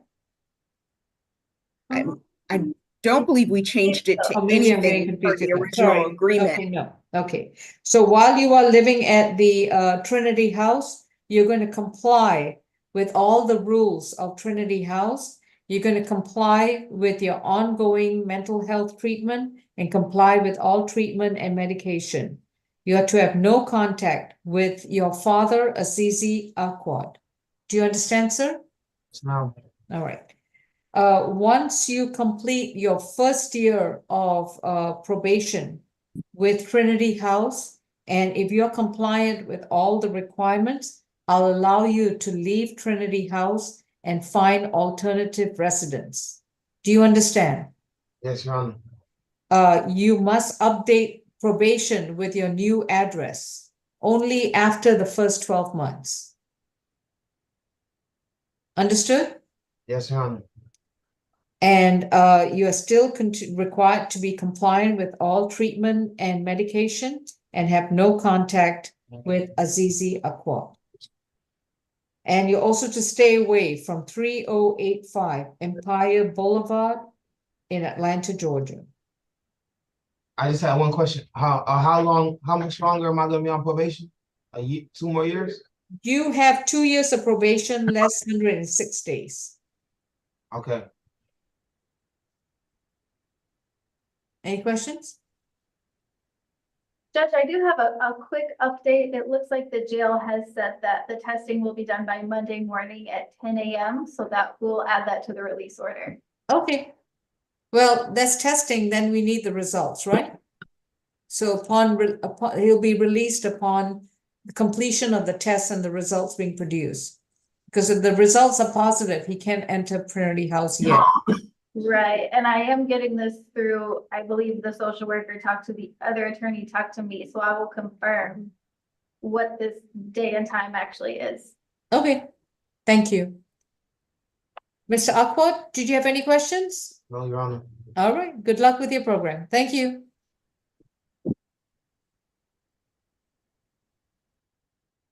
Officer, do we have any more cases at medical? No, that's it. That's all we had. All right, thank you, sir. All right, thank you. All right, let's go over the calendar, please. On the domestic violence bench warrant calendar, that was a plea for Ms. Freeman. On the probation calendar, position 1 and 2 for Mr. DeCourt, it was to continue on probation. On Mr. Griggs, he was to continue on probation. On Mr. O'Malley, his probation is terminated. He was given credit for time served. On Mr. Renfro, he was to continue on probation. On position 10, Mr. Walker, he's reset to the April 30th probation calendar, position 10 and 11. On the SAP calendar, position 1 was a plea, position 2 was a plea, position 3 was a plea, position 4, Bush, was a plea, position 5 and 6, a waiver of arraignment and further notice for trial. Position 7 is going to be reset to April 25th. As an add-on. Position 8 and 9 were pleas. Position 10 is Edwards is a waiver of arraignment and further notice for trial. Same announcement for position 11. And Ms. Vigilante, you're going to submit the modified bond orders, right? Yes, Your Honor. All right, thank you. Position 12, Edwards is a plea. Position 13 and 14 are reset to April 30th. Position 15, Fowler is a waiver arraignment and further notice for trial. Position 16 was a plea. 17, Grigsby. Oh, sorry. Position 17 is along with position. He had another calendar, right? Another case? 19, Position Your Honor. 19, yeah. So Mr. Grigsby on position 17, 19 reset to the 11 a.m. calendar on August 25th, this Thursday. Position 18, Isaiah Grimes is reset to April 30th. Position 20, Haynes is a waiver of arraignment and further notice for trial. Bond is modified. Position 21, 22, and 23, Jeter were pleas. 24, Jordan, 24 and 25 is reset to April 30th. 26 is a waiver of arraignment and further notice for trial. Position 27, Miles is a waiver of arraignment and further notice. No, hang on. Was that a plea or a fair? No, it was a waiver of arraignment, Your Honor, and All further right. notice. Okay, so Miles is a waiver of amended bond. arraignment and further notice for trial. And With a an bond amended bond. modification as well, yeah. I'm sorry, Ms. Vigilante? That would be strong with an amended bond for the 7,000 split. Oh, that's right. Correct. Okay, thank you. Position 28, Gregory Miller is, how are we proceeding? Since it's not a statute of limitation issue. Yes, Mr. Miller also had court downtown today, so he couldn't be here anyway. If we could possibly reset this case. I don't believe it's holding him. I'm not sure. He has a felony case that's holding him, but if he's here, maybe next Thursday. Okay. Okay. He's reset to May 2nd. Is it May 2nd? I believe so. Yeah, next Thursday, yes, would be May 2nd, Your Honor, and that is Next- correct. He's being, This is a Tuesday calendar. It will be April 30th, unless you want next Thursday. Oh, no problem. No problem. I just know we had reset quite a few people to the 30th. I'll reset it to April 30th, Okay. since it's a 1-week reset, and then let us know how you want to proceed. Position and the 20 defendant is currently in jail on a FTA, Your Honor, on a Okay. felony. Okay. Mr. Muckle, position 29 was a plea. Position 30, Mr. Potts is a waiver arraignment and further notice for trial.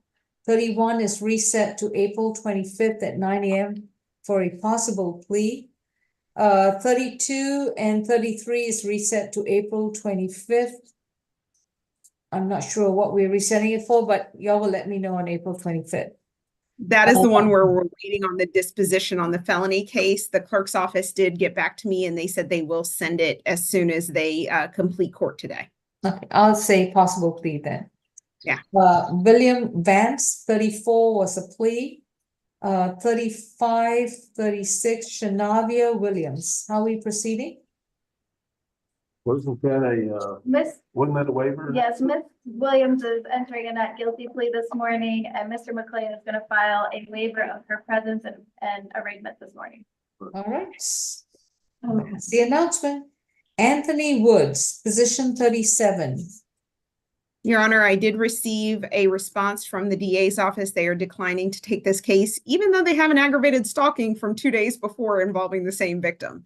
However, I did make a recommendation and submit that to Ms. Vigilante. I know she has been in court, so she probably did not receive the recommendation because I just got the email. If we can reset this 1 week, and so we can try to address it at that time because it does include additional jail time. Will be April 30th. I am baffled that they declined this case. Well, That's why, Miss Vigiletti, I'm not holding out a ton of hope for your joinder case. Yeah, absolutely. We have these cases that are clearly add-ons of previous incidents, but okay, we'll address it. No problem. All right, position 38 was null pros because 39 was a plea. All right, that concludes our calendar. I think we'll give everyone 1 hour break before the C calendar. Thank you, everyone. Take care. Thank you, Your Honor. Thank you. Then we'll get a